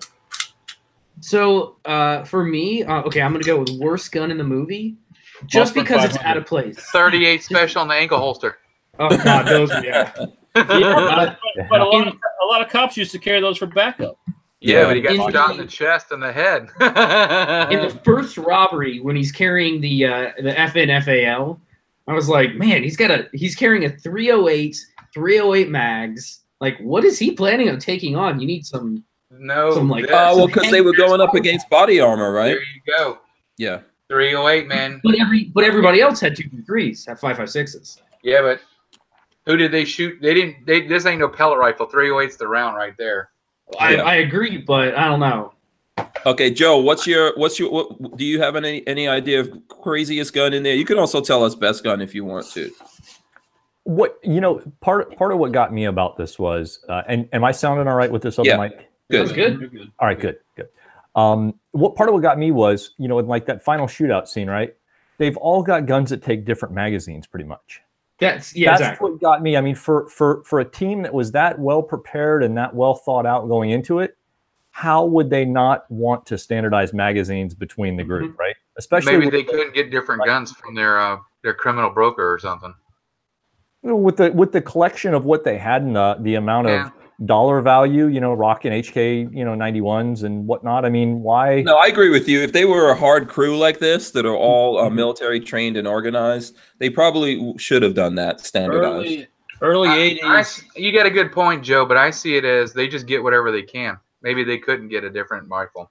A Galil is pretty odd, but maybe that's the one that they just happened to get in their little criminal network. I mean, I guess I could kind of see it like that. Yeah. Maybe.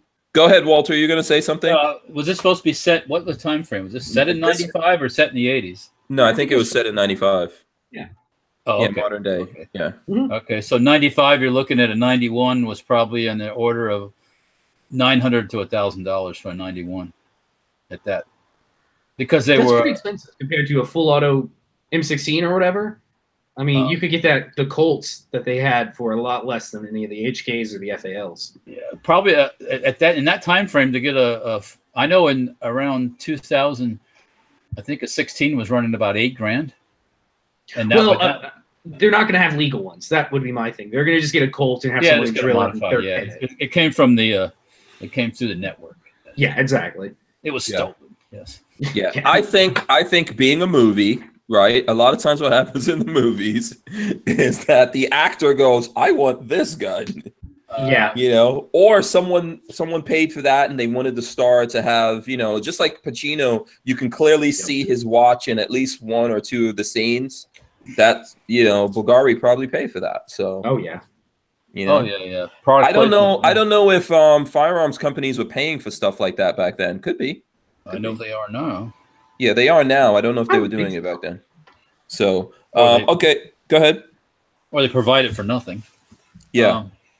Or they have some other chiseler. Never mind. I'm not going to go into it.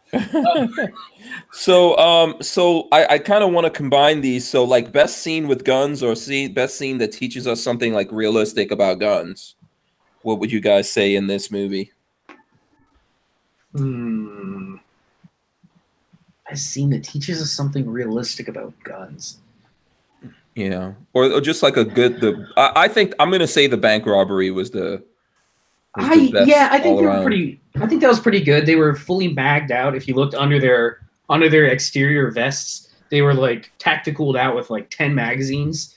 Which, if you had a full auto, you're gonna want 10 magazines because you're gonna blow through that ammo real fast.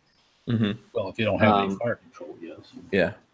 And in the shootout scene after they did the bank robbery, there was lots of realistic guns. But what do you think, Trey? I mean, yeah, they were all pretty good. I did like. I actually liked the shootout scene in the drive-in theater was pretty cool. How they kind of ambushed the guy taking off in the truck. Oh yeah. Okay, that was good. Yeah. The other guy running over with a car. I like that. I thought that was pretty cool. I mean, a lot of the scenes were pretty good. They did their research. They did a pretty good job with it. Yeah. Yeah. Okay. What about you, Joe?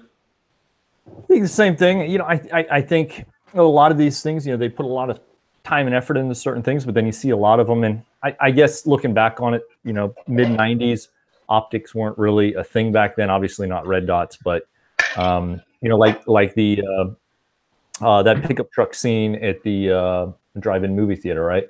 He's doing Overwatch with iron sights. With iron sights, right? Yeah. I think that was HK91, right? Mm-hmm. I thought that was crazy. It was a G3, I think.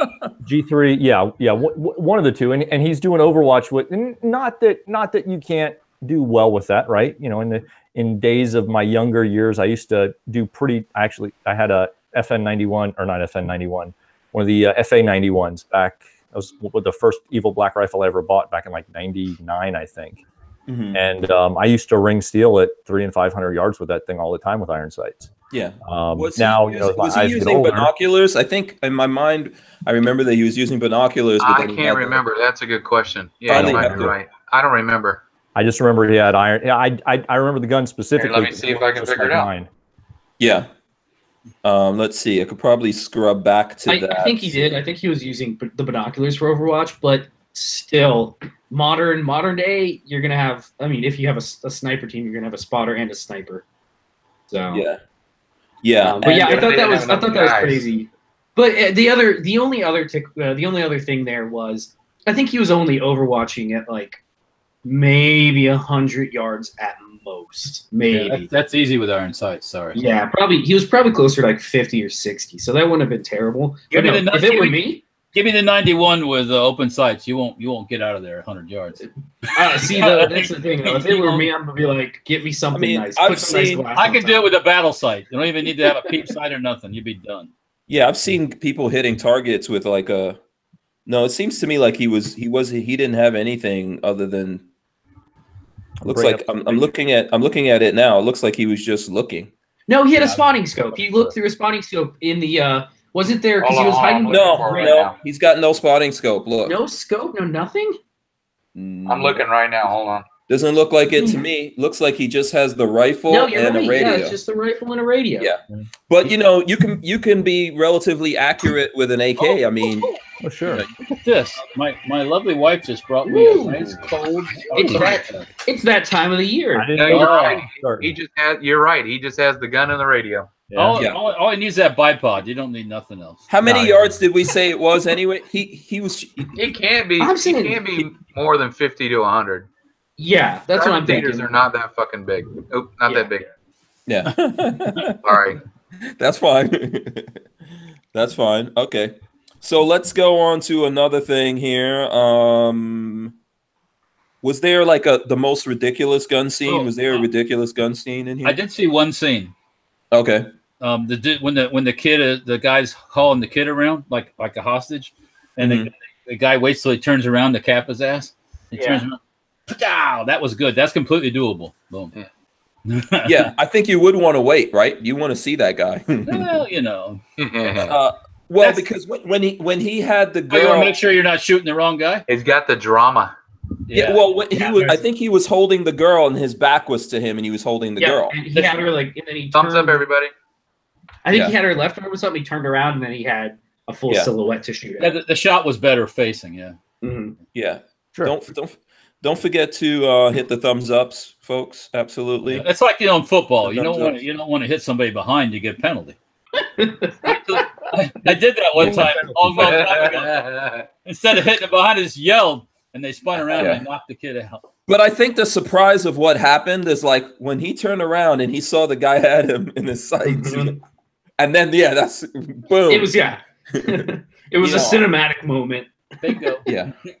So that was pretty good. So here, I'm just gonna play real quick. This is the beginning of the shootout. Look, Val Kilmer, right into action.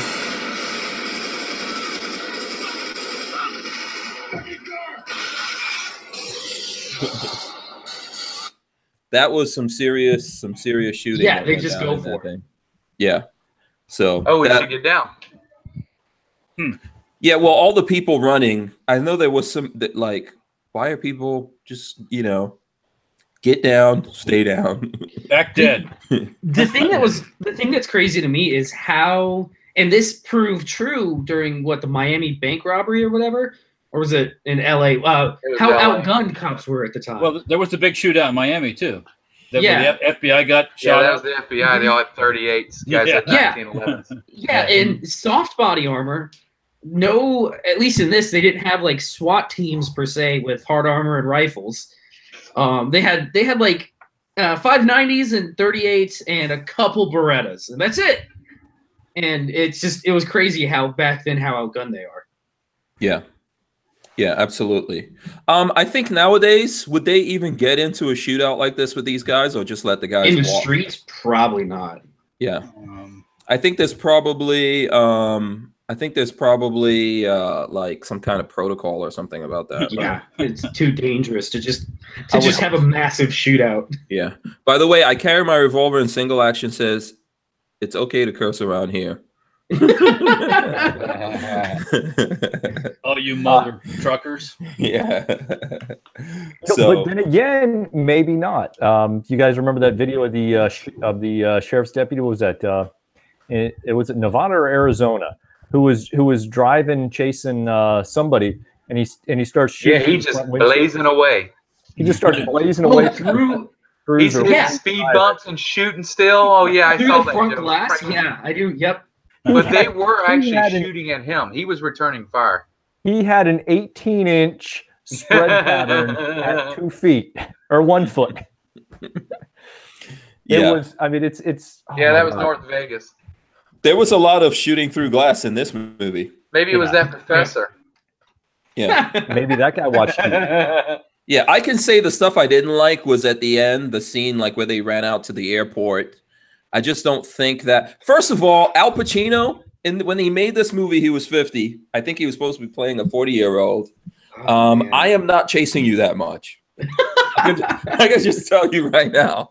Now, I know that's me, and I'm he can't shoot a shotgun very well either. Yeah. But I am not going to chase you all through a friggin' airport, down the runway, down the next runway. Like, once we get off into the bush, I'm like, no, I think we can, like, section off this whole airport and get the dogs in here, and we can find you. The one thing that I think a lot of movies don't represent very well is taking cover behind all of that, like, the thin stainless steel or aluminum, whatever it was. Aluminum. Those shotgun pellets would pierce right through that and have hit him no problem. Yeah. Yeah. Well, why were they shooting? In some scenes, they were using shotguns, and they were like far ass away. And I get it. I know you can still be accurate. It depends on what you're shooting and all that. But I don't understand why they were shooting the shotguns, except that's what they had, right? I'm guessing that's it. Yeah, it's what you got. Yeah. Patrol cars back then didn't. I thought it was funny. He goes, "Give me your shotgun." Just grabs his shotgun and goes running off. Oh, and the guy's just like, he's like, "Yes, sir." Like he even knows who Al Pacino is in the first place. He's some deep cop. I would have been like, "Give me your shotgun." Yeah, get your own shotgun there, shorty. Yeah. I'm gonna get in trouble for you taking my gun. Yeah. Well, give me your pistol. I'll switch out. There you go. Yeah. Yeah. So the gun handling was pretty good in there. Gun handling, I think, was pretty good. Yeah, it was all right.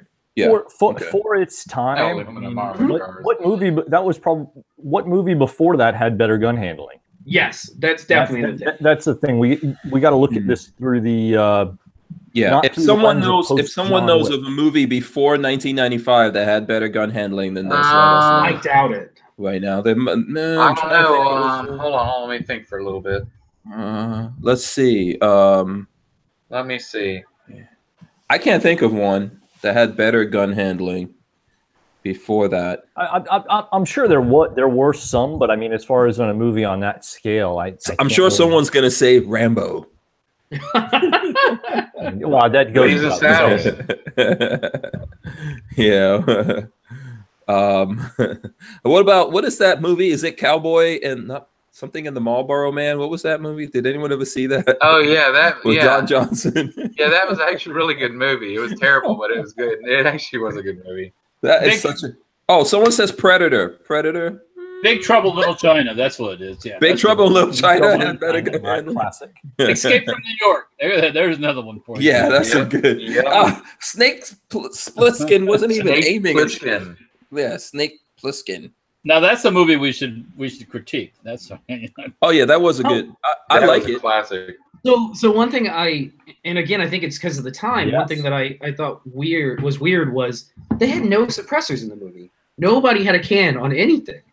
Yeah, but back then cans weren't a big deal back then. That's what I'm guessing is back then they weren't really a big part of it. 95, no way. When he was going to kill that guy, he didn't have a suppressor. No, that's the craziest thing. Like he in the apartment scene where they go in and he like caps the guy or whatever, or even Danny Trejo when he like kills Danny Trejo, he didn't have a suppressor. It was just a loud ass gunshot in an apartment. Boom. Yeah, well, it was an apartment. It was his house, and they all had like these fancy houses. Well, really so that's what houses up on the hills and stuff. That's what makes the diner scene. Then when they what was the name of the guy? Waingro. Yeah, they were talking to him in that diner scene, and then they take him outside, and he in the diner he smashes his head right on the table. Why would you beat up a guy inside the diner and then kill him? Because everyone's going to go, yeah, I saw that. Yeah, he I did saw it. no cameras, though. They'd be like, See- the guy with a goatee. They look like That was everybody another else. thing. There's so many things today that you could never. Oh, not yeah. saying that you could never get away with half the stuff they did in the movie. What do you got The there? second you go to rob a bank like that, panic buttons. Walter. HK All the man, panic yeah. buttons are gonna get hit. Ginger. Yeah. Okay. Looks like Joe's back. Dropped out there for a Hey, second. Joe. Yeah. I'm just trying to find the date on this one. Okay. How many of those do you have? Okay. A couple. Yeah. So let's do this one before we forget. Hottest chick in the movie. I don't know. Danny Trejo. I don't. Okay, I'm fine with that. I don't really remember any in the movie. There were I the can think of. There were a couple. I just remember the guns. Is that bad? No. No, it just means there wasn't any chicks that No, caught your attention. Yeah. At least no one said Princess Amidala. At least no one said Princess Amidala. Natalie Portman. Yeah, she was too young. She was too young back then. Well, Yeah, that was post Matilda, wasn't it? Or Yeah, Matilda. Now there is an excellent movie. All right, There is I'll give you. The I forgot Professional. about that. Somebody commented The Way of the Gun, which is from the 90s. Yep. I love Way of the Gun. What year was The Way of the Gun? Hold on, let me see. Way of the You Gun. know, that's a good 97, I think. It was Late 90s, yeah. it was Way of the guy from Cruel No, Intentions. that was 2000. That was 2000. Oh, was it 2000? The guy from Cruel Intentions and Benicio del Toro. yeah, yeah, that was fantastic. Yeah. And The Hunted. I'm gonna go with Pacino's wife. I don't know who the actress was. Until Diane. she opened her mouth. Yeah, Diane Venora. Amy Brenneman was in there, you know, I don't know. And Ashley Judd, which no one likes because she's completely anti-gun. Yeah, she is nuts. now. Yeah. If we're gonna Yeah, vote the about ARs it. were the hottest chicks. They were the hottest chicks. The Arcade ARs. When was Leon the Professional? What year was Before that? this. That was before this. Let me Yeah. see. Yeah, now 'cause that was Natalie a good Portman movie. was I like forgot about 12 that or one. something. Yeah, it was before this movie. Yeah, because that was actually Natalie Portman's first movie. 94 was the 94. Okay, so yeah. Just a year. Okay. No, I so wouldn't maybe. say that. I really don't remember the gun handling in that being fantastic. I just really enjoyed the movie. Yeah, we would have to look at that again, maybe No, for no. like one of the future movie nights. I just liked that they have every cop in New York waiting to go up the building to kick his ass. That was pretty cool. Yeah. It still wasn't enough. Yeah. And that was a Gary Oldman movie, and I just like Gary Oldman. So, Yep, Gary Oldman's awesome. you know, one of The my Blues Brothers. The Blues Brothers. Oh, there's a classic. Yep. that was not good. It was not good gun handling. Oh, come on. Princess Leia rocking the rocket launcher. The tunnel scene. Thrower. 16. Yeah. No, yes, it's a great movie. Yeah. It's an amazing movie, great movie. Someone said Death Wish. Yeah, the first Can we- one. I like Charles Bronson. Charlie Bronson. Was it realistic gun handling in Death Wish? It I was. don't remember. Well, You know, it's been a long time, but I mean, he basically walked around with a 44 Magnum. Somebody tried to rob him, he shot him. Yeah, but I think And it in wasn't, those like, days people sophisticated. shot from the hip, man. There was a lot of shooting Oh, from there the hip was- in the early. Yeah, a lot of point shooting. Yeah, I mean, Walter, I know that you're pretty good shooting from the hip. Not guns, though. But realistically, you gotta aim. Well, I mean, technically, how close are you? You know, if you're gonna off some hoodlum that's 10 feet away from you, there's not much aiming you got to do. Yeah, and with certain, I guess with like a UWAP, you don't need to Yeah, aim. sure. Right? That's. 'Cause Uzi. Do you aim with a Uzi? I don't need to aim for no stinking Uzi. You can aim into the Uzi. I just kind of walk them in. That's oh, I'm on target. That's good. Someone says the Wild Bunch. Let's see. Someone says U.S. Marshals, Den of Thieves, Caddyshack. Yeah, Man on Fire. Caddyshack? Which one though? Which Man on Fire? There were two of them. Caddyshack. The one with Denzel Oh. Washington. What was the other one? No, there was one pre that. There was like a one from like the early 80s or late 70s, and it had, oh my God, I cannot believe I forgot who the actor was. But it was very realistic, and it actually was based on a true story, and it was done in Europe. Yeah, watch the original Man on Fire. 10 times better. Oh wow, I didn't realize that. 'Cause I love the one with Denzel Washington. I thought he was Yeah, great. I didn't realize that was a remake either. Yeah, it was a remake. 1987 was the remake, or was the Okay. original.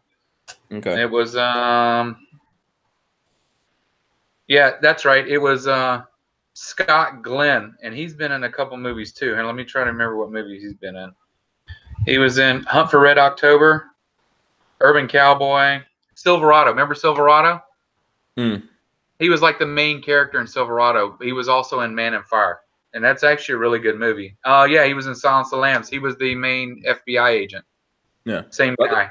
By the way, this was an expensive movie for 1995. Yeah, you should see it. It was really good, Joe. Yeah, this movie had a $60 million budget. Whoa! And most of it went to the actors. Yeah, the opening weekend. All-star cast. Yeah, the opening week and the like locking down streets and all that, all the gunplay training. Oh God. Yeah, that was probably expensive. Yeah. So opening weekend did 8 million, like 8.5 million, and it grossed 187 million worldwide. Oh my God! What was the budget again? 60 million. Yeah. Well, that's not too bad. Yeah, so that's kind of like. But you know, it's kind of like Scarface. You know, Scarface flopped in the theater, and then it boomed on the VHS and Beta. Oh, really? Okay. A better format, by the way, but it just didn't go. Yeah. Yep. A way better format. Yeah. Beta. I still have a laser disc. Yep. I've said why VHS won. Do you remember? Porn. Why did VHS win? Porn. That's exactly it. Porn. Yep. VHS. The porn there was industry more porn for VHS. That's the same as why we have the internet. Blu-ray. Oh, HD DVD. Yeah, that's why we have internet. Yep. Hey, what's up, Walter? This thing was made in April of 1962. Oh, so it's 2 months. 2 months shorter than myself. Younger than myself. So, I've got a box of about 100 of those down in the basement. I have a box. Where'd you find that number at? Where'd you find that number at? It's on the side or on the base plate. It's on the side right over here. Let me grab mine real quick. I have a whole box of 100 of them too, but they're not steel mags; they're mostly aluminum mags. But yeah, almost all of mine are aluminum. I mean, when I got them for like $1.25 a piece. Yep, I bought 400 of them for I think $425 delivered. Yeah. Whoa! Yeah, I mean, the thing with you bought 400 these FNFAL magazines? They're HK3 mags. HK91. HK91. Okay. Free mag. Yeah, 400 of them for $425 delivered. And for why? For why? Well, at the time I think I had 3 or 4 variants of G3s 91s, and I talked to a bunch of my buddies who were also into them, and I think I took at the time I took 100 or 150, and they each took like 50 each. So now you have to understand this was in like 95, late 94, early 95. When the first flood of these came over. Maybe it was 96 or not 96, 2000. Yeah. All right. So right after the sunset, 66, 2005, maybe. Okay. Do you guys remember that? They had a thing. Anyway, what's your 62, April of 62. Okay, you got an older one. 66. Okay. So they Sorry, I didn't mean to interrupt you, Joe. They imported an entire cargo ship full of these damn things, right? That had been sitting there waiting to be imported for 10 years. Oh my God. And they were dirt cheap. And we were coming off, remember during the ban, Walter, I'm sure you remember, during the ban, those things were like $50 a piece. They could be, yeah. Yeah, they were like $50 each during the ban. And then as soon as the ban sunsetted, a big cargo ship came in and they dropped to that price. And I thought to myself, you know what? A year and a half ago, I could buy 8 for $400, or now I could buy 400 for, $425. I'm going to, yeah. So I think I wound up selling 50 of them on Gunbroker at the time. I sold them like 10 packs for I think $5 or $10 each. So I paid for everything and then some. Yeah. No, I mean Germany has gotten rid of all the G3s, so they had all the magazines, millions and millions of magazines. Luckily for the people who have that stuff here, everybody doesn't own a G3 or an HK here. There's still G3 mags are still really prolific. Yeah, I mean, but you can. I mean, these and sent me mags you can still get dirt cheap if you just wait for them on sale. So yeah. So I got the other 100. I'm saving them. Yeah, okay. You never know. I'll sell off the next 50 when the next spike hits. Yeah, all it takes is some dem to get elected, and they'll go crazy again. So yeah. Otherwise, they're already paid for. They're just sitting down in the basement. If I sell them now, I'm going to get what, $3-4 for them. Yeah, that's it. Yeah. Do you have a gun to go along with those? I do. actually, I have one. I have the original one I bought back in 98 or 99. I'm trying to think if I own any others, because I sold one or two along the line. I mean, it's been 14 years since that, but I think I know I have one. I might have two. Okay, very cool. I don't remember. I never shoot them. They're boat anchors and they're horrible recoil. Oh, they're fun. They're fun, but they're boat anchors. I'm gonna build like a MP5 style 91 just in full auto just for fun. So. And Babyface will stand next to you to shoot the video. That's I call Babyface dibs on that one. Yeah, is that how that works? short barrel 308 is I call thumpers, where just you feel it on your chest. It's like That's when you will see Patrick just back up and go home. Like, okay, guys, that's it. Do you remember the day when we shot the pistol AKs? Oh yeah. God, my teeth! I felt like my teeth were gonna fall. Walter's saving that gun for you, man. He's done some things to it. Oh, that gun's coming. I gotta do a full auto one like that. Yeah. Yeah. Oh God, you'll definitely go deaf. I mean, you know, we're all not far from going deaf right now. I carry my revolver in single action. Wants to know if I watch Game of Thrones? Yes. Seen all of the Game of Thrones. Let's see. And then there's some other questions in here. Someone was asking what gun would Dirty Harry have if he came back? If someone did a remake, like Smith and Wesson. Eagle. yeah. Hey, they're making the Automag again. So Yeah. I've always wanted an Automag, and if I can swing it when they start making them again, I'm gonna get me one. So. Yeah, I say rocket gun. Rocket gun. Gyrojet. Yeah, Gyrojet. A 44 magazine, Dad? Yeah, 44 mag autumn. Yeah, the Automag was. Yeah. They brought it back. There's two guys that started a new company up there talking about bringing it back. Yeah. Oh, that'd be pretty cool. Did you see the Smith & Wesson 41s are coming back? The Target pistol, Target 22s. If you no, I did not see that. We got one in the shop. I think it was a 41. Yeah, Model 41, which it looks like the old Colt Woodmans. Okay. Smith is going to make them again. We have one that's like a 10-inch barrel in the shop. It's really cool. Oh, that's pretty cool. Okay, I'm going to put some news in the chat real quick that we can go to and talk about that if anyone wants to talk about that. Larry Fulton and Len Holt. It's called the Firearms News now. It's not shotgun. What is that, shotgun? Okay. Yeah, it's called Firearms News. Yeah. Yeah. It happened up in my neck of the woods. Good guy with a gun stops bad guy with a gun. Yeah. So let's go over this real quick. Truth about guns. We can come back to the movie or wrap up on the movie here in a second. So Illinois private pistol packer praised for participation in police gunfight. This is like how many woodpeckers could a peck a woodchuck with a pecker?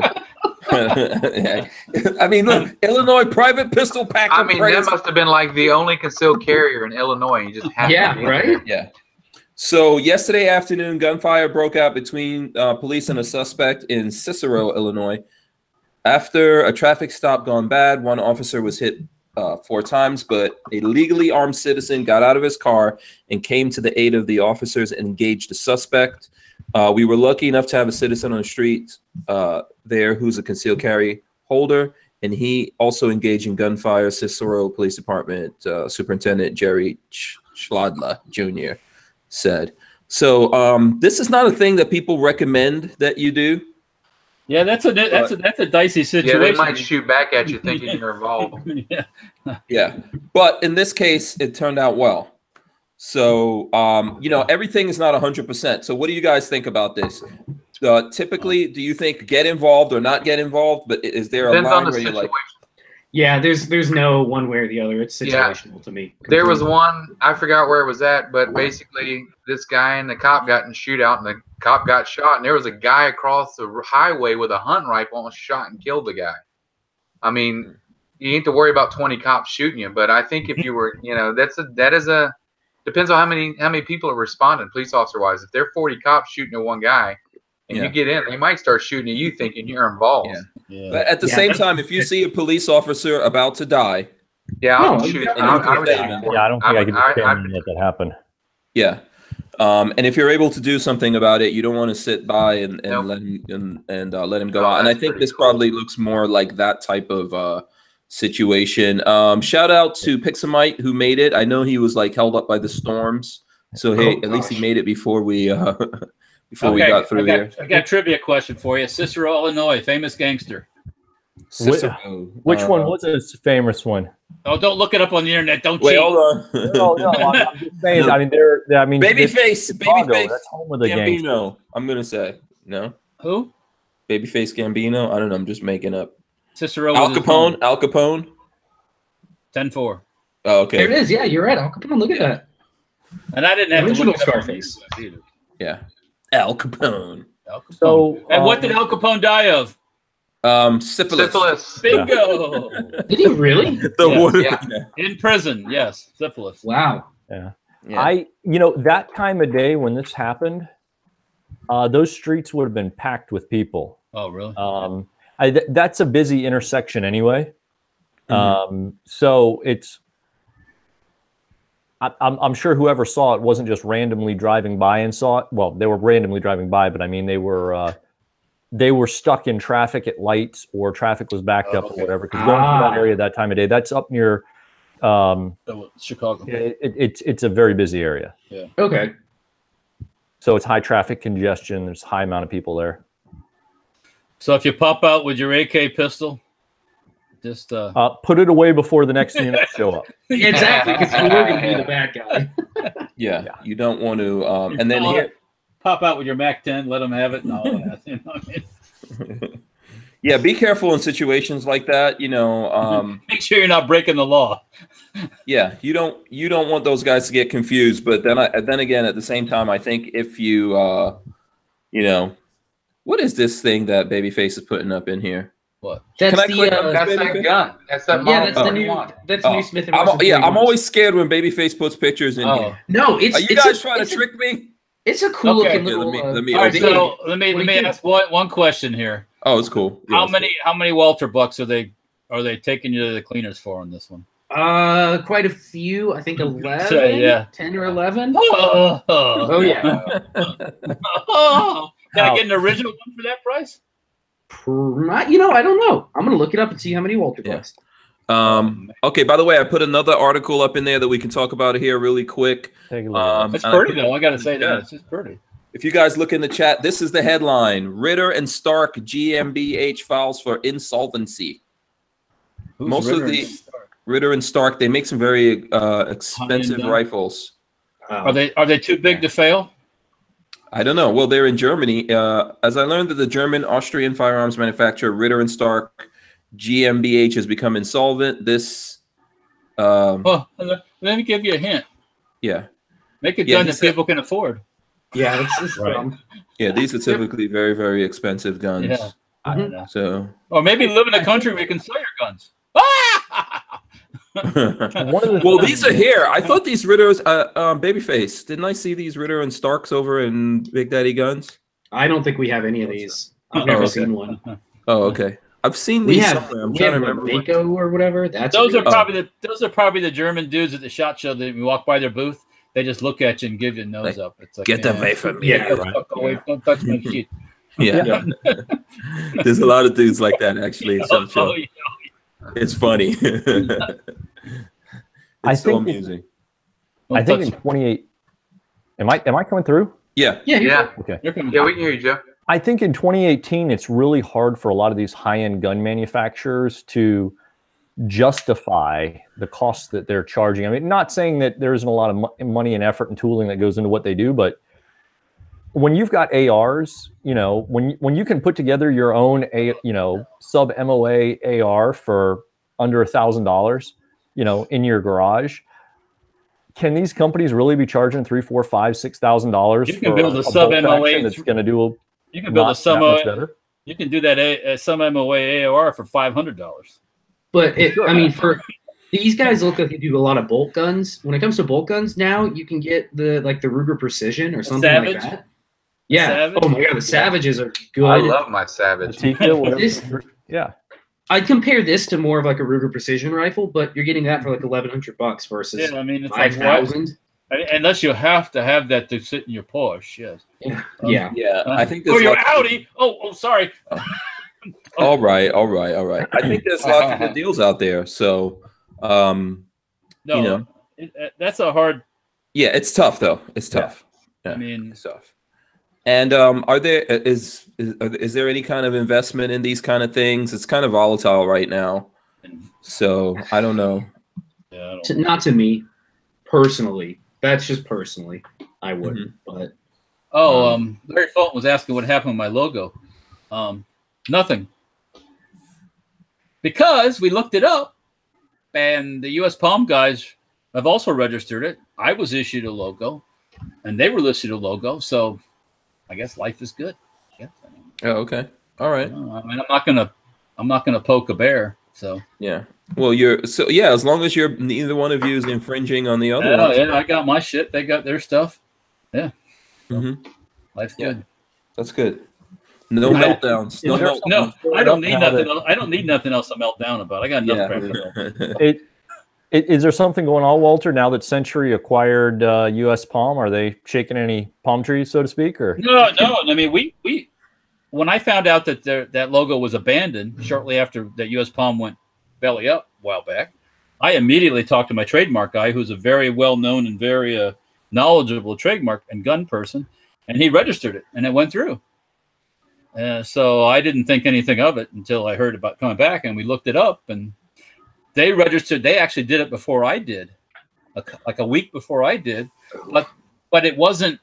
They put it out there for like comment, as people are, and their comment period was like a year long, and mine went through in very short order. So I don't know why that took them so long for that to happen, but I got mine and they got theirs, and and so apparently the your logo and their logo is sufficiently. I guess different. Yes, I mean, I guess it is. Okay. Yes, that's what the examiner people do. They look at that stuff and go, "Oh, okay, yeah, you guys aren't the same." Does this have anything to do with what you manufacture? Like you manufacture guns? Does U.S. Palm manufacture guns or accessories? They had it. Their description was a little different than mine. Mine was a little more involved. But that depends who files it. That's what a good trademark attorney's for. So. Yeah, I guess, I'm like I said, I'm not going to worry about it. Okay. Everything's going like it is. All's fair in love and war. Yeah, love and trademarks. Yeah. And logos. Okay, pretty good. So let's go back here and wrap up with the movie before we move on to other stuff, or before we wrap up the whole show altogether. It's Friday. I know, there's going to be people that want to get out of here. So good movie overall, except for Walter. Walter doesn't know yet. We'll hear from him if he ever watches it. Yeah. Walter, let us know the movie that you will watch. The one that you will. I know you're busy. Yeah. Naughty Nurses. The Dirty Dozen. That Dirty Dozen, that's cowboy guns and stuff. I think I've seen the Dirty Dozen. He originally was there back in the cowboy days. He me and the Doc. That's what it was. Me and the Doc. No, the Dirty Dozen. That was with Lee Marvin. Yeah. And Lee Marvin was a Marine too, by the way. Yeah, he was a badass. He was in Guadalcanal. Yeah. He was actually a Marine. These guys were just plain Marines. In the Pacific. Yeah. He was in that too. Yeah. So what movie, I don't know what movie you guys think we should watch next out there or talk about next out there. Let us know. Give us your recommendations. What do you recommend, Walter? Yeah. I think you had an idea for some movie, didn't you, Walter? Well, I mean, I spotted out like Big Trouble Little China or Escape from New York. That's a good movie. That movie. Yeah, I like Big Trouble. Deadpool. We got a couple. That's kind of a fun. Fifth Element. Fifth Element is a good movie. Yeah, Fifth Element. I have seen that, but that's a lot of like futuristic guns. Yeah. When it comes to gunplay, Boondock Saints is a good one. Saints. Big Red One. Yeah, there's another good movie. We need to put up like on Hank on your website. We need to put up like a vote or something where people can go. John Wick. And vote for the next movie for us. Yeah, that would be cool. Babyface, do you know how to set that up? And go ahead and take care of that for me. I like that idea. I'll look at it this weekend.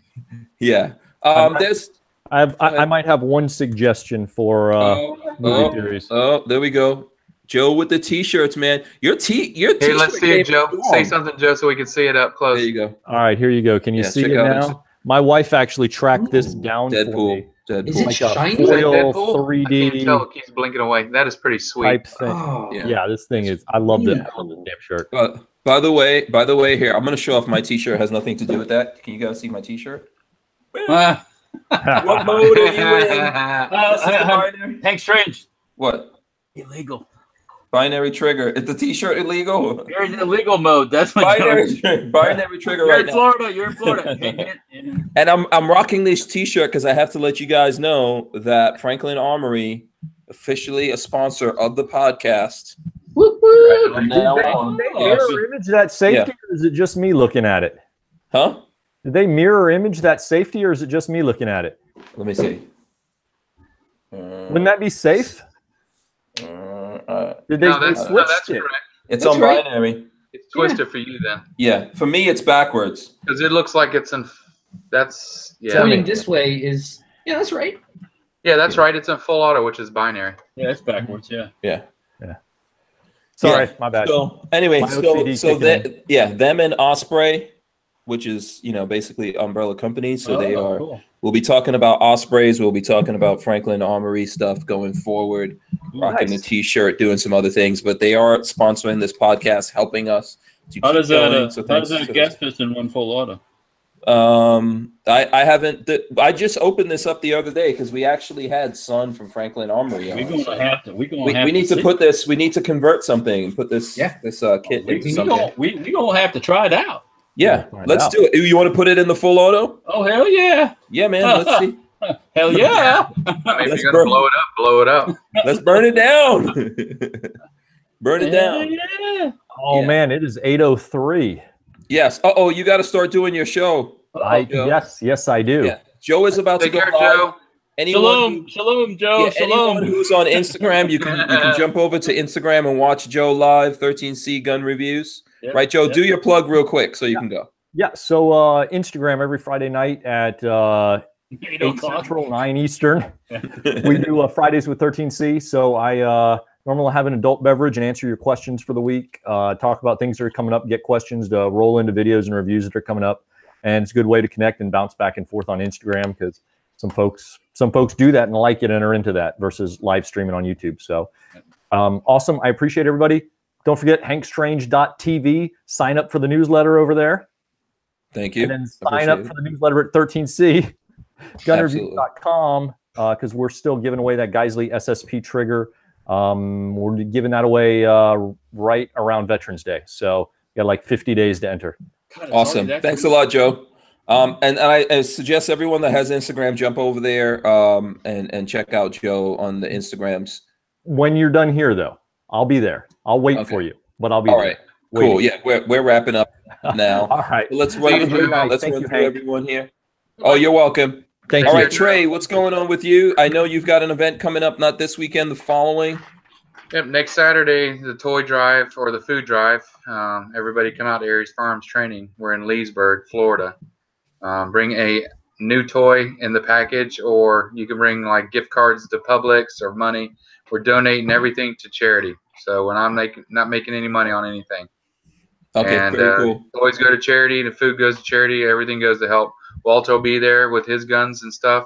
Military and the trucks. military vehicle guys will be there with all sorts of cool Jeeps and trucks and tanks, everything else. And then Babyface will drop his stuff. Yeah, Babyface will come and break everything. 352-516 or 352. Yeah, 352-321-8102 if you have any questions. I'm also on Instagram and Facebook. My website's down. Sorry, Babyface pointed that out to you yesterday and hurt my feelings. Please come out, support people, and get to see Walter and me. Everybody, hope to see you guys then. All right, very cool. Thanks a lot. Babyface is a hacker, so he probably did take it down. Oh, that was all me. Yes, right. Yeah. So Patrick, what's going on with you, man? I know you've got some videos up.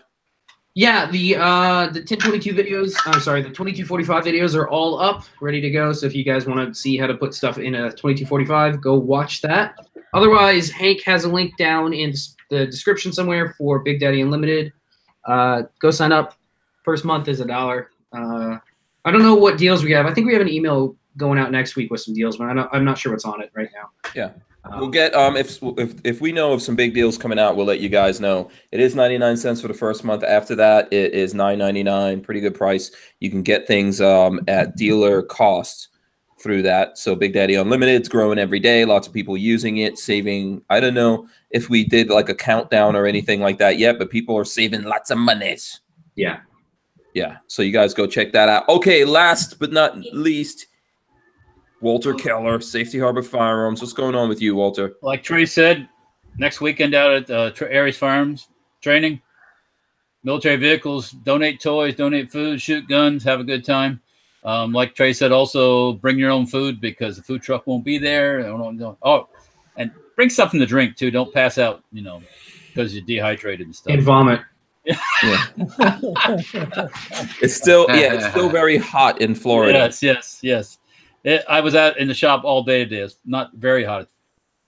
So, but anyways, that's why I wasn't feeling like doing this tonight when I got home. But anyways, that's what I'm doing. We're glad you did do it, Walter. Instagram, Facebook, pay attention. I'll be posting some more stuff tomorrow. So yes. Walter's always got good stuff going on, guys. And, of course, Safety Harbor Firearms, one of the companies that sponsors us and allows us to do all the craziness that we do, keep the doors open. And as it cools off, we'll do some more craziness outside.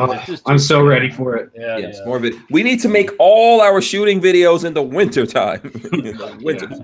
There's only 2 weeks. Thank you, Trey. I know. See, up north, they have summer for 2 weeks and they die. We can do them in the rain. Yeah, okay, sure. Okay. Then you'll just boil. All right, so thanks to everyone that sponsors us. Safety Harbor Firearms, of course. All right, there you go. Andrew's Custom Leather, Fort Scott Munitions. Okay, there you go, Fort Scott Munitions. Safety Harbor Firearms, Andrew's Custom Leather. And, of course, new to the scene, there they go, Franklin Armory guys who make the binary triggers. Once I get my butt moving, we're going to have a video on that. Yes. Maybe tomorrow if I have some time. Nice. Yeah, if we have time. Or if I'm awake. Tomorrow, we'll see. All right. Thanks to everyone that sponsors us on Patreon. It's Patreon/Hank Strange. Thanks to everyone who joined us this week, hung out with us. You guys have a great weekend. Stay safe out there. We will see you on Mondays. Hang 10. We're out.